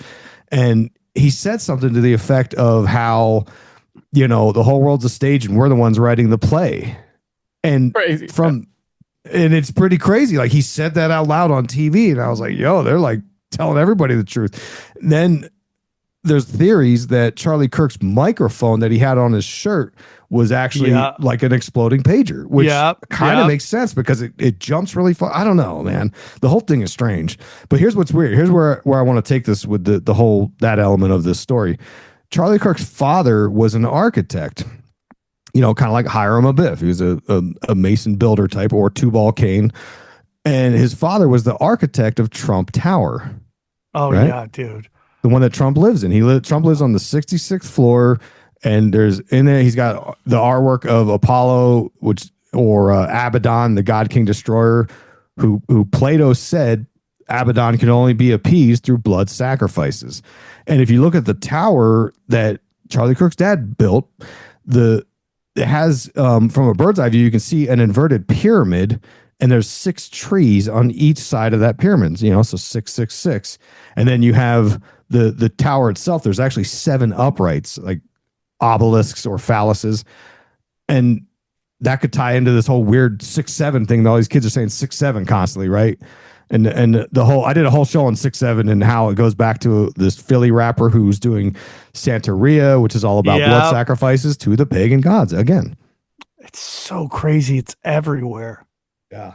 And then I got one more component, then we'll wrap it up. When you get into Downard's King Kill 33, he talks a lot about Shakespeare, magic, and witchcraft. And this goes all back to the 3 sisters of Macbeth, the 3 witches, right? And he says that the 3 witches are the Tres Hermanas, which ties into the Tres Hermanas Mountains and all this stuff. Anyway, point is that Utah is home to, I think might be the world's largest or one of the world's largest Shakespeare festivals at Southern Utah University. Then another component here, Tyler Robinson that got arrested. Reportedly, he was driving a Dodge Challenger, which I don't know if the model he was driving was a Hellcat or not, but Hellcat is kind of like the most famous model of Dodge Challenger. And, you know, a Hellcat is a literal witch. Then you've got September 8th, which was 2 days before the assassination, that article that I'm sure everyone already knows about by now. There was an article written on Jezebel about how this journalist went on Etsy to hire a witch to put a hex on Charlie Kirk because they didn't like Kirk's rhetoric about, you know, like women shouldn't have these freedoms and they need to stick to raising kids and all this sort of traditional talk, right? And the hex, you know, maybe it went too far because he or she paid the witch on Etsy to do a boost of the spell to amplify the current. And the witch told the journalist, like, look, you're going to see results in 2 to 3 weeks now that I've amplified the ritual. And if you read through the article, it says that the spell was casted on the new moon of August, which I looked up as August 23rd. And exactly in the middle of that 2 to 3 weeks after that was September 10th when Charlie Kirk was killed. So you've got this connection of witchcraft and Shakespeare as well. Now, there's obviously a lot more you could talk about with Charlie Kirk. Do you think that reporter was freaking the f- out? I would. After she wrote that article and then bang, you're like, oh no, what have I done? And do you think that psychic or that witch like uses that in her like advertisements? I mean, look, in the article, the journalist makes it sound like very clearly, and I don't know if this was the original writing or they all edited it after the shooting, but it said very much clearly, like, look, I'm not trying to hurt him. I just want him to be embarrassed and be annoyed and have a terrible day. I don't know about that. Yeah. How much did they pay? I mean, I know you don't know, but like, how much do you think they paid for that? What, $100? Under $100? What does it cost to get somebody assassinated? I want to say it was a couple $100. But remember, also Trump also was the recipient of the witchcraft stuff during his first term. Remember, like Lana Del Rey and a couple of these other celebrities were doing asking the public to participate in witchcraft rituals against Donald Trump, and he, you know, almost got assassinated a couple times. So I wonder, do you think the president has like an anti witchcraft like circle that's kind of all just like counter spells, like this is a video game. Yeah, for sure. Right? That would be an option, right? Because I've heard that a lot of those politicians, even if they're not into the occult, they'll still have astrologers on staff to tell them when to do certain things, right? Totally. So I wouldn't put it past that, right? Well, supposedly in the astro realm, they have security in the White House of the astro realm, to protect the president there too. That's crazy. That's out of the CIA. So if they believe that, then they got to have protection here too. I mean, I wouldn't doubt it. Wow. It's so crazy. Yeah, the whole Charlie Kirk thing is fascinating. You could go on for days. I mean, the conspiracies they keep falling out. Like the whole that private jet that took off from Provo right after Charlie Kirk was shot, it disappeared off the radar. The tail number was N888KG, and the 888 stands out automatically to me. And I look up, Crowley had a book, Liber 888, which was the gospel according to Saint Bernard Shaw, which was basically Crowley's critique of Christianity, saying it's, all a fraud and stuff like that. Then you have the weird stuff about his autopsy that may or may not have happened, even though Utah has a law that says you must do it. And nobody knows where Charlie Kirk is buried. Valhalla. The Valhalla thing. But the point is, to sort of sum all this up, to me, it fits into James Shelby Downard's theories, right? It's order out of chaos. You see these awful things happening. Like I don't want to see that dude get shot. That was terrible, right? Like that was traumatic. And this is possibly a component of an occult witch magic spell. Like we could throw it out there, but overall, it's still a political psychodrama, which is what Downard said that the JFK assassination was all about. They want chaos. They want political strife. They want possibly a civil war, which, I don't know if you saw the news, right? In Washington, D.C., there people shot and killed some National Guard. And also, and off topic, right? But I watched One Battle After Another, and they literally show you how it's done. The military presence is in the city, and there's protesters, and Sean Penn, who plays like the commander, he's like, hey, send in Van Halen or whatever his name was. And there's this guy with a Van Halen shirt who pretends he's a protester, and he throws a Molotov cocktail so that the military can start like firing at the protesters. Yeah. And that secret society in that film, I mean, is clearly, Satan worshiping elites. Like, they call them the Society of Saint Nick or whatever. It's like, they say, Hail Saint Nick. And I'm like, clearly that's Satan, right? Yeah. There's a lot. So there's a lot in that film. I look forward to your breakdown if you haven't done it yet. Here is my last questions. Candace Owens, what do you think her role in all this is? Man, do you I don't listen to her much. I don't get into political stuff too much, but I've seen clips here and there, and she seems pretty interesting to me. I don't know. I've seen the stuff of her being on some kind of talent scouting stuff when she was a teenager. I don't know if I care about that too much, but her and the dude with the big mustache you guys had on before. Ian Carroll.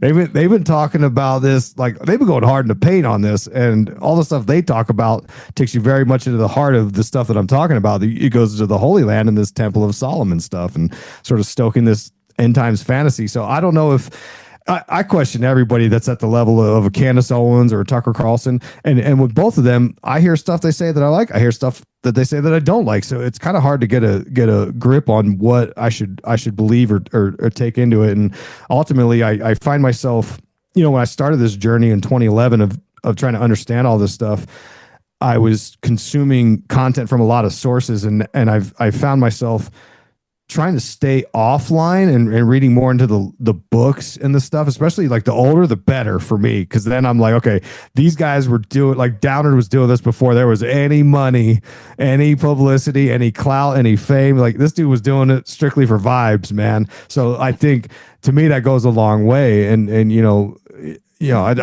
know. I've been digging deep into some of the old school stuff lately, and I find that to be a little more enlightening than stuff to me like this newer stuff with some of these big figures, I just question their motives and how they got to where they're at, and the paranoia side of my conspiracy brain takes over with some of these people.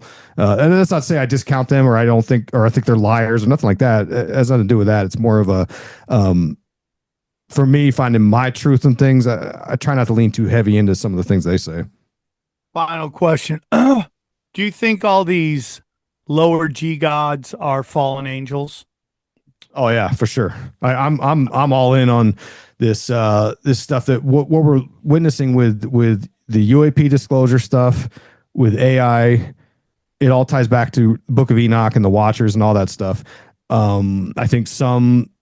I think making contact with these energies, these spirits, some could be demonic, some could be angelic. I don't know the difference. It's hard to have that discernment to know the difference. And that's kind of what everything I learned in Orthodoxy tells you is like, we don't have that. God was the only one that had that power of discernment to know the difference.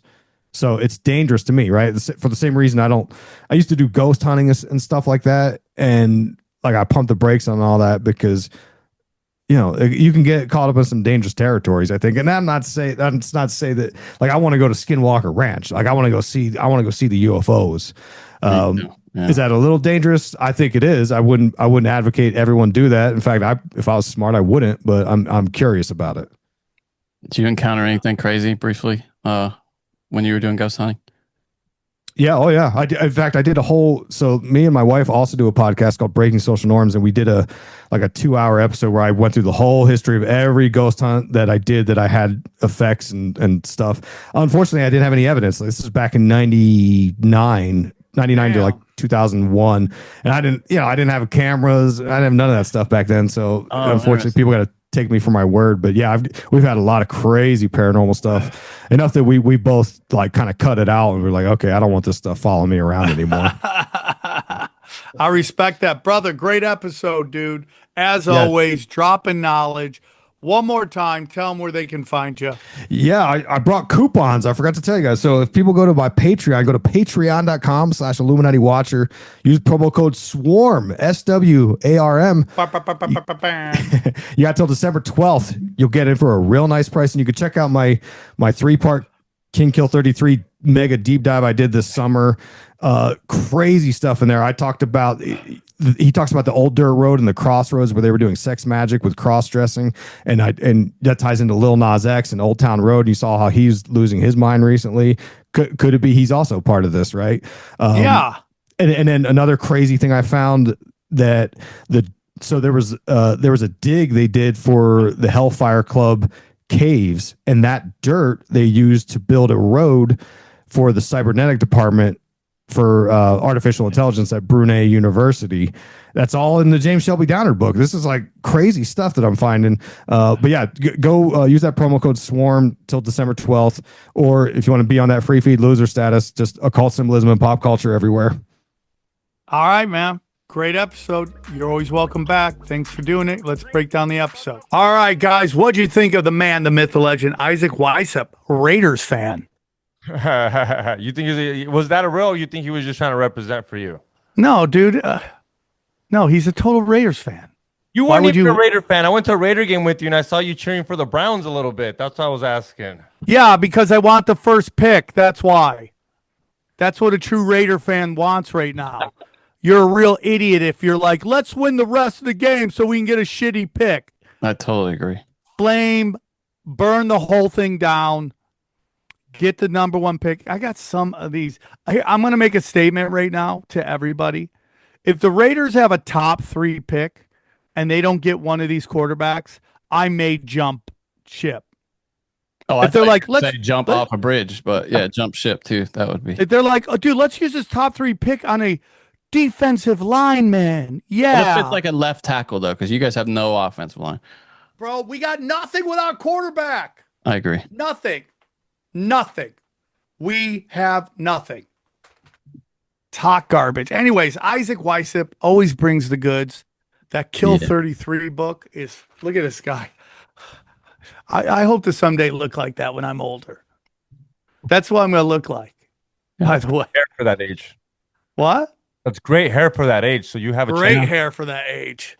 I mean, he's just doing it, dude. He's got it going on. You know, it's nuts, dude. But again, if you get into the, the last episode with Amy and then this episode, it's like, it's so deep, dude. It's like crazy to me, the whole thing. So it's nuts. All right. What'd you guys think? It was great. He deserves a spot on the Mount Crushmore, like we talked about it. He ain't going anywhere. For sure, dude. For sure. Guys, if you go to samtripoli.com, check out my dates. I am going to be in Minneapolis next weekend or this week coming up. Then I'm going to be, no, 2 weeks. Sorry about that. Then I'm going to be New Year's Eve at the Dojo of Comedy. Then I'm going to be the big show January 10th at Atlantic City, Word War Debate. Grab your tickets now. We're hoping it's going to be it's going to be fire. We already got a couple names. I'm so excited. So, are you excited? Yeah. Just go to samtripoli.com. You get all my premium content, Cash Days. Talk about Cash Days, Johnny. Well, if you want to come hang out with Isaac Weishaupt, he is a member of the Cash Daddies. He is a member of the Cash Daddies militia. Absolutely. He's a reader. And if he participates in the weekly Q&A with the premium members there. If you support us on Patreon, you get to ask questions every week. Howie gives a ton of great advice. If you want things explained, he does that there. And it's just like an extra part of the podcast every week for you, for you folks. And we answer every question. So yeah, go check it out. It's all about finance. Why can't that guy just go today's picks? Why can't you just do that? Go down, everybody. He really doesn't understand it. It's Chaos Twins. Let's freaking go. Grab issue 2. We want to get it up. 200 people subscribe. We want to get it up. Grab it right now. It is fire. Dana makes her debut in the comic book. She goes under Dana. She got a fat ass in it. She goes under Dana? Really? It's like Danny is her name in the thing. Well, I got creative there, huh? Danny. Yeah. Well, isn't that what your kids call her? Yes, they did when they were younger. That's cute. Go back down, and then of course all of our affiliates are just fire. Rife Technology, Buy Gold and Silver, Prometheus, Chemical Free Body. I gotta get back to Tim James. I was supposed to call him yesterday. I'm so sick. And then Brain Supreme. Talk about it. Best thing you can buy. Go get yourself some micro dosing now. Yeah, dog. Let's do it. So, XG, what do you got to push? Go check out my podcast, XG Marks the Spot. I talk about the Vegas trip and the Raider game, so go check it out, please. Okay. And then you probably gave away how much parking was, so that plan goes out the door. I didn't. What? I didn't. No, I really didn't. Okay. Johnny? Check us out, Broken Simulation. We are at youtube.com/Sam Tripoli. We're going to be going live sometime. So, yeah, if you subscribe and put on alerts, you'll know. Go down. Live. Go down, XG. Look at the doom scrolling thumbnail. Oh, that's a good one. So funny, dude. Yeah, it's kind of cut off. Oh, there it is. Okay. Yeah. Look at that, dude. We don't look like anything like that. I look like Josh Wolf. He looks like the guy from Hellboy. He looks like Steven Dorff is who he looks like. Yeah. You look like you Josh do Wolf. like Josh Wolf. You're right. Yeah. I love that a better looking version of me is my friend. Well, I mean, all right, guys. life. Back to Isaac Weishaupt, Pure Fire episode. It's like, again, we love it's Isaac. so deep. Stop fighting over Republicans and Democrats. You're getting manipulated by secret societies who do a lot of butt stuff in temples. Okay? Yeah. They're just doing butt Right, stuff. right. And do you think they knew anything about washing your ass back in the 1500s? No, dude. Oh boy. It was just pure garbage. That's why they actually call them the poor fellows. It's because of Those poor fellows. those poor fellows. All right, guys, enjoy the highlights. Sorry I'm not doing more. I'm just so beat up and tired, guys. Sorry. Enjoy the highlights. Here's a clip from the latest Broken Sim. Should I was thinking about today, should I shove a knick-knack up my butt and see how it goes? That's cool. I love. You see, they're going to see in the transcript the thing that we say right after the ad, and it'll be you talking about knickknacks up your bung, and that's Okay. really what I was hoping. Should I Right try now it? on the show. Yeah. Of course, obviously. Okay. Do it for the pod. Do it for the gram. Do it for the pod. Let me see. How You want me to speaking really of do doing it? for the gram? How many grams is that? How many? 6. Okay. Are they a sponsor? They're not, right? They're not. Okay, good. Because we don't want a sponsor up your butt. This is vile. This is disgusting. You're an animal. You're an animal. What if this is how we do? Aren't they like? It's in there. It's Aren't they in like there. I peppermint didn't push it too far. Oh my Lord. What if we become as a country? Yeah, for sure put it in farther. I mean, obviously, put it in as far as you can.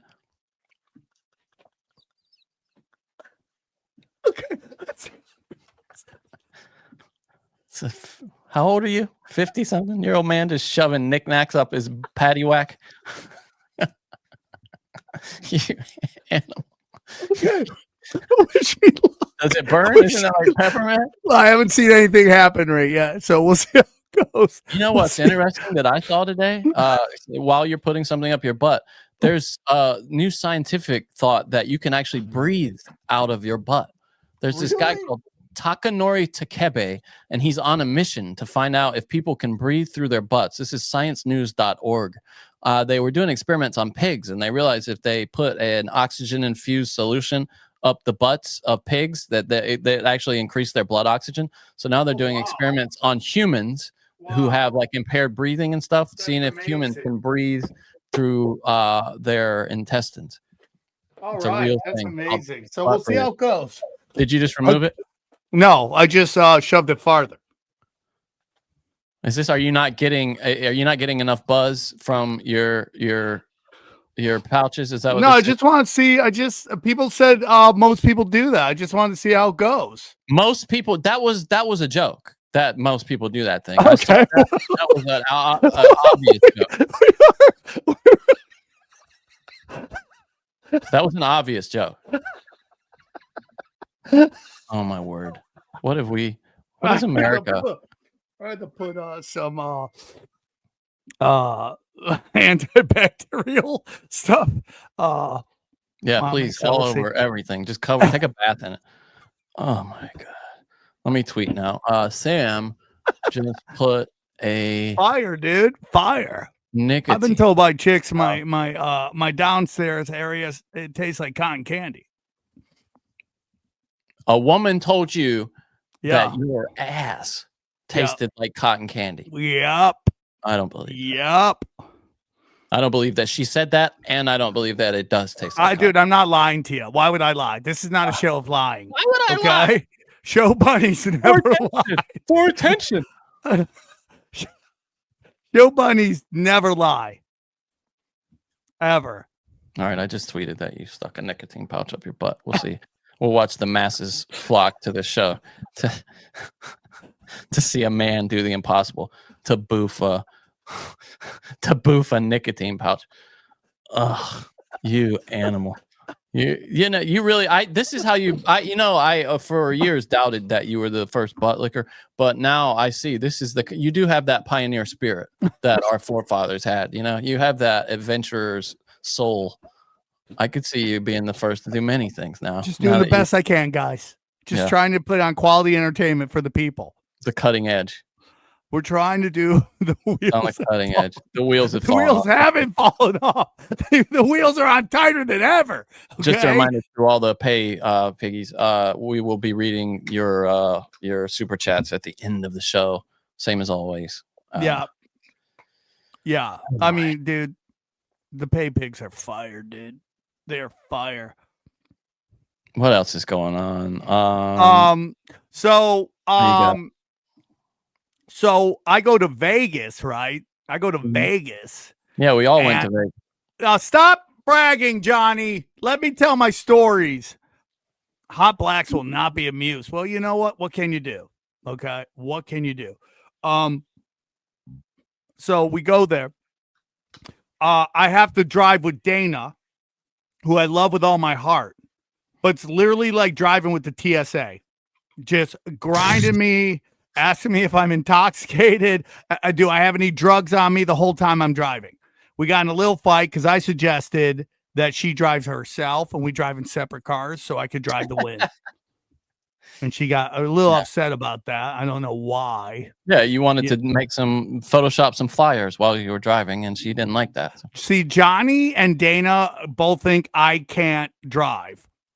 Sam, we've told this story several times, Jason and I, but we were with you on the way to watch the Clippers play one time, and we were like, man, he's driving crazy. And we looked, and you were... If you'd like to hear the rest of this episode, subscribe to Broken Simulation in your podcasting app, or check us out at youtube.com/Sam Tripoli. Crazy funny ass episode here for you guys. Did David's gay lover kill Celeste? Did someone at the UFC have the actual boss to show a snuff film? And is this right here a stripper's birthday cake or her actual legs? What? Hopefully we don't get flagged by YouTube. As you can tell, it's a funny ass episode. Chili's already laughing. We'll see you guys in a bit. Welcome back to the #1 podcast in the world. It's your boy XG Marks the Spot. And like always, I got my #1 producer / graphic designer, Chili Millie. Why are you laughing? Huh? I'm number one. Yeah, #1. Yeah, of course. And I know. to top it off, whoever's talking shit, dog. You don't like my I mean, we do got a soundboard, but... I'm like, I should figure out which button it is. It is on one of these buttons. Is it? Yeah. Can I? Will it record? I mean, if I press push it. If you have to... Oh, maybe not. No? Boo. Last time it worked. Maybe not. It did. It did? Can you hear it? No, I don't have my headphones on. Alright, if you guys can hear that, that's, I don't know what that is. I'm just playing classical music. That was weird. Do you know that you have that on there? I mean, I know it's a... I know I have to... Still doing it. Tell her to stop. Oh, tell her to stop. Hey, ya cálmate. Max, I turned it down if it's just playing the whole entire time. Oh my god. I would have cried. Oh, yeah. I was like, I'm never doing this again.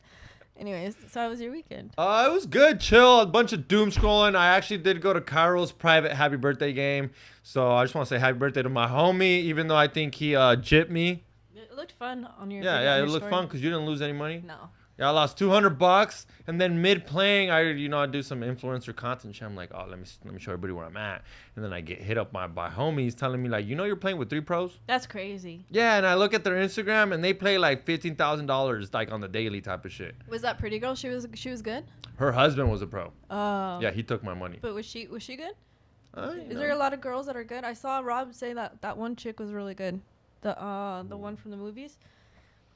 You didn't see that? He sent it. She's like, it makes her so much hotter. It's the from Yes Man.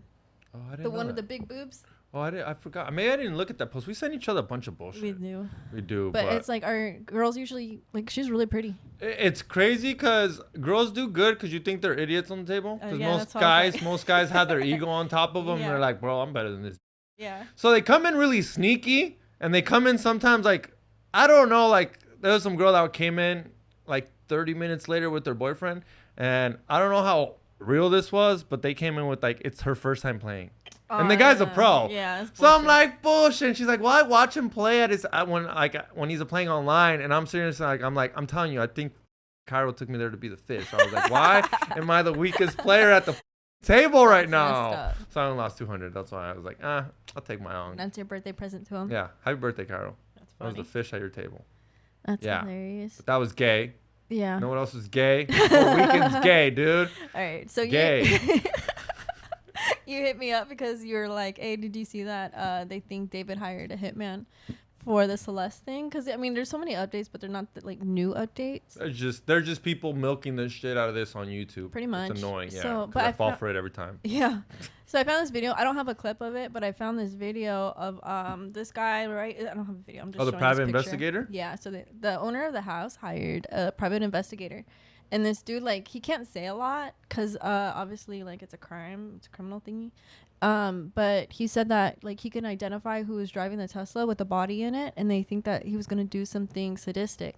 But what they think is that David has a, personal assistant, this little Asian dude named Neil.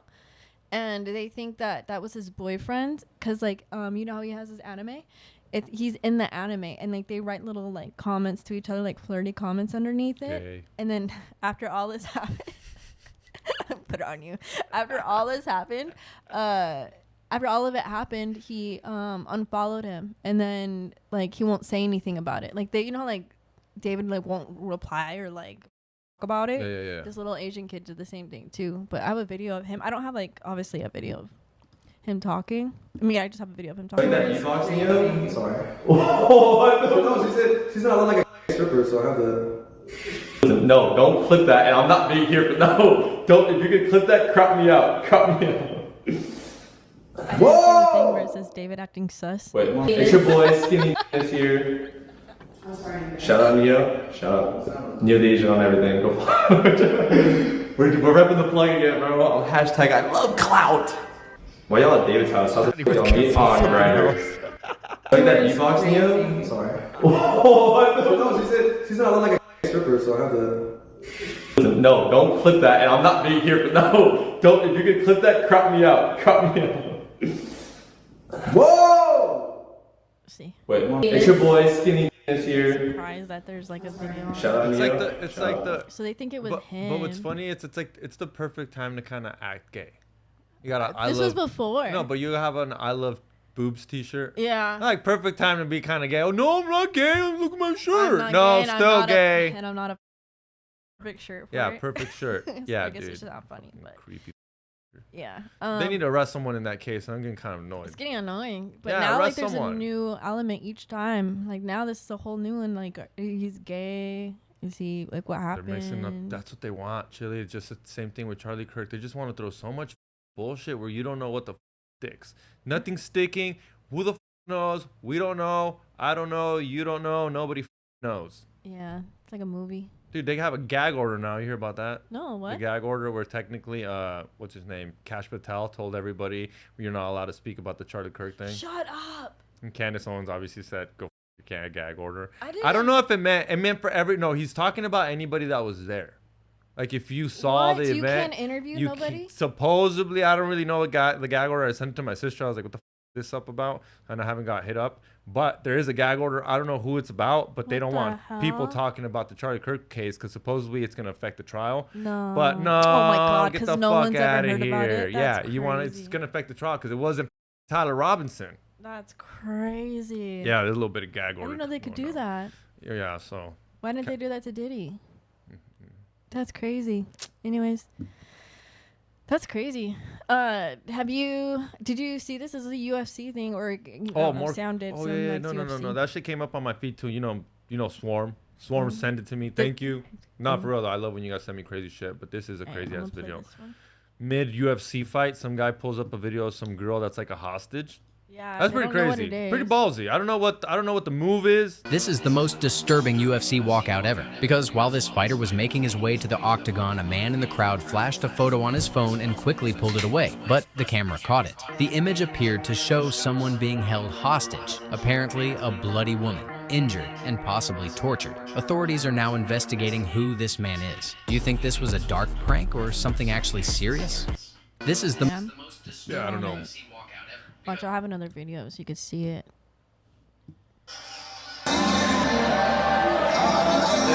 Flags as a nod to his mother's side at 59 years.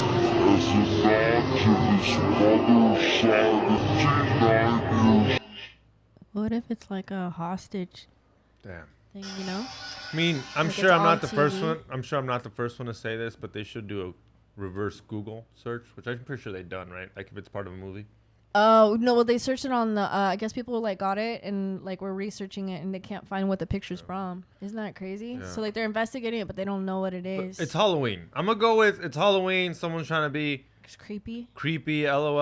I'm the creepy guy. But yet again, like okay, they said the cops are after it. How do you like if I'm a lawyer or a judge? How do you get a warrant for that? Oh, this guy showed a video. I'm sure people took like videos and stuff like that. People are probably investigating it themselves. Like that girl with the tweaker. You know, she found that tweaker all crazy. Wouldn't you find this snuff thingy? Yeah. That's what I was wondering too. Like, what if it's just there's some creepy ass there? Yeah. I mean, that could be a But then that also reminds me of that. Remember how the elite heist shit, like the Balenciaga shit, where they show you but they don't really show you. Oh. This kind of reminds me of that. And I mean, talking about snuff films, dude, I doom scrolled this weekend because I watched. That sounds terrible. Is it called a snuff film? We need a definition. I'm gonna put the definition right here. To Google it. I shouldn't be. I might have to bleep that word out. Yeah, I think But I'm gonna have to. so, as you guys know, I'm Mexican, so I watch a bunch of cartel shit, and I follow this guy on Instagram that's like super cartel heavy, cartel based, super decapitations, who died, who killed who's killing who's the rival of who. And in one of those videos, I clicked on the comments and someone wrote, "What's the craziest cartel video you've ever seen?" And some guy read Funky Town. I was like, I didn't really believe it. I was like, people say bullshit, but then someone else said, "Nah, that's the craziest video I've seen too." And I was like, called Funky Town? It's called Funky Town. And I was like, I'm gonna find this video. So I went. 13-year-old me came out back when I used to find them for my dad, and I just started like clicking links, trying to figure out. Wait, what? Oh, the torture videos for your dad. Yeah, I used to find them for my dad when I was a younger kid. Yeah, my dad used to. Yeah. Okay. So it took me a cool minute to find this video. How is it not just a music video? No. You have so you have to go on like certain websites and type in like. Okay. Sorry.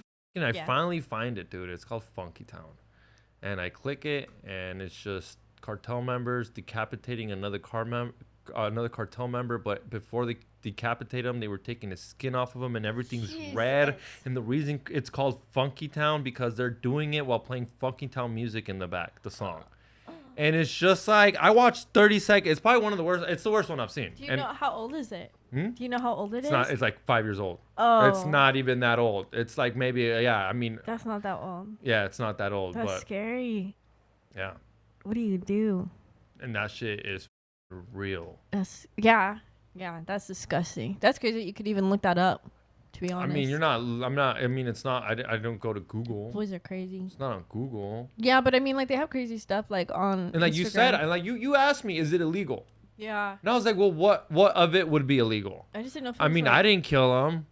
I mean, is watching a video of a cop killing someone, is that illegal? Someone died. No, but there's torture. So, like you know, like, you get in trouble for, like, the girls being, like, tortured or No, you can't get in trouble for that. Have you watched that? Yeah. No, you can't. I thought you can. No. Oh, I don't know. Depending. Like I what? don't know What do the you mean? rules If they are. consent to it? In my head, it's illegal. I don't know. Maybe Like in the my other head. day, I'm not gonna say what homie. It wasn't even the other day. Like a cool minute ago, the homie sent me some video because we know this chick. So I'm not gonna. Okay, I might have to bleep some names out. Be real careful with what I say here. But I know some chick that is homies with. Well, why are you saying? Because people need to believe this story at the end of the Yeah, day. but why don't you Care? Okay. So this homie is dating this star, and I didn't know she was a star. But obviously, when I brought my homie over to the Comedy Store, and he was like, "Oh, I know that star," and We I don't was know who this is. okay, yeah, but you gotta be careful. Gotta be careful with these names, dude. I know I'm Like, burning who anyone is out. this? So then we're at the Comedy Store, and my homie's like, "You know her?" And I'm like, "No." And she's like, "Oh, that's so and so." And I'm like, "Who is that?" And she's like, "Oh, she's a star." I'm like, "Who is it?" And she's like, "That's Allison Madison." I think that's her name. Well, I don't know her. I forget her name. I'm Huh? not looking it up now. Go No. ahead. Sorry. Were you supposed to say her name? Madison Calloway. That's her name. I think that's her name, Madison Calloway. And my homie's like, "That's Madison Calloway." And I was like, "Okay." And I was like, "Oh, the homie, the homie dating her." I'm like, "Oh, well, dude, well, who cares? She's a star, right?" Dude, I'm not even in my car yet. He just got in his car, and he's already sending me videos of this girl getting like BBC the.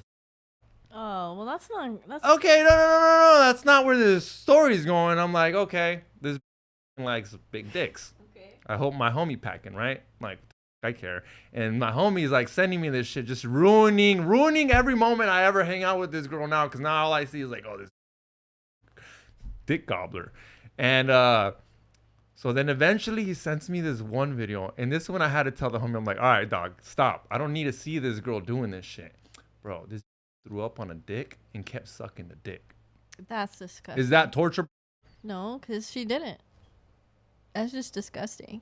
But how is that like? Hey, isn't that kind of gross though? Like, it just Yeah, it's smells. disgusting as Yeah, it wasn't. No, but it wasn't. It wasn't. I don't know, guys are and weird it wasn't. sometimes. But it also wasn't like puke. It was like bile throw Oh, up. it's like, just water. Yeah, she was just like, and it came out, and he's like, keep sucking my dick, and he like, and she's crying. It doesn't look consensual. Oh, she's not crying. She was choking. Okay, Chili, thank you. Yeah, I'm glad you said that. Yeah, she's not crying, guys. She's choking. My bad. Better than crying when you're choking. Yeah, don't cry. Just choke. You know, it's better when you're getting choked out than when you cry. You know, God forbid you cry on Valentine's Day, but you know, you could get choked out. Yeah. So is that torture? Because I was watching it, and I was like, yo, dude, this is not like, bro, who wants that shit? I have a video about this at the end. I'll play it at the end, but anyways, that's funny. I don't think that's the same thing as somebody getting their skin ripped off to Funky Town. Which was worse now, because now I don't even know with your logic. It's not. She's just choking. She's not crying, right? I mean, I didn't watch it. I'm not sending it. Yeah, I don't want to see it. Yeah, I'm not. Don't send it to her either, homie. That's watching this pod. Yeah, don't. Oh my God. Anyway, so I didn't show my face at all during this. Okay, we have this LAPD chase. Another guy dying. Yeah, this one I was kind of like. Now it's coming up into like the Highland Park, Montecito Heights Chili area. kept So, watching it over and over. What happened? Yeah, but this is like not that bad. Slamming on the brakes, trying to get out. Whoa! Wow. Oh my God! Oh no! Stay wide. He got hit. Okay, we're going to keep our right shot. We just saw the person who was being pursued get out of their car and actually get hit by another speeding. We go deep, homeboy. Aaron, open your mind. Drink from the fountain of knowledge. There's lizard people everywhere. That's some interdimensional shit. Wake up, Aaron. This is only the beginning. Dude, you just blew my mind. Tinfoil hack.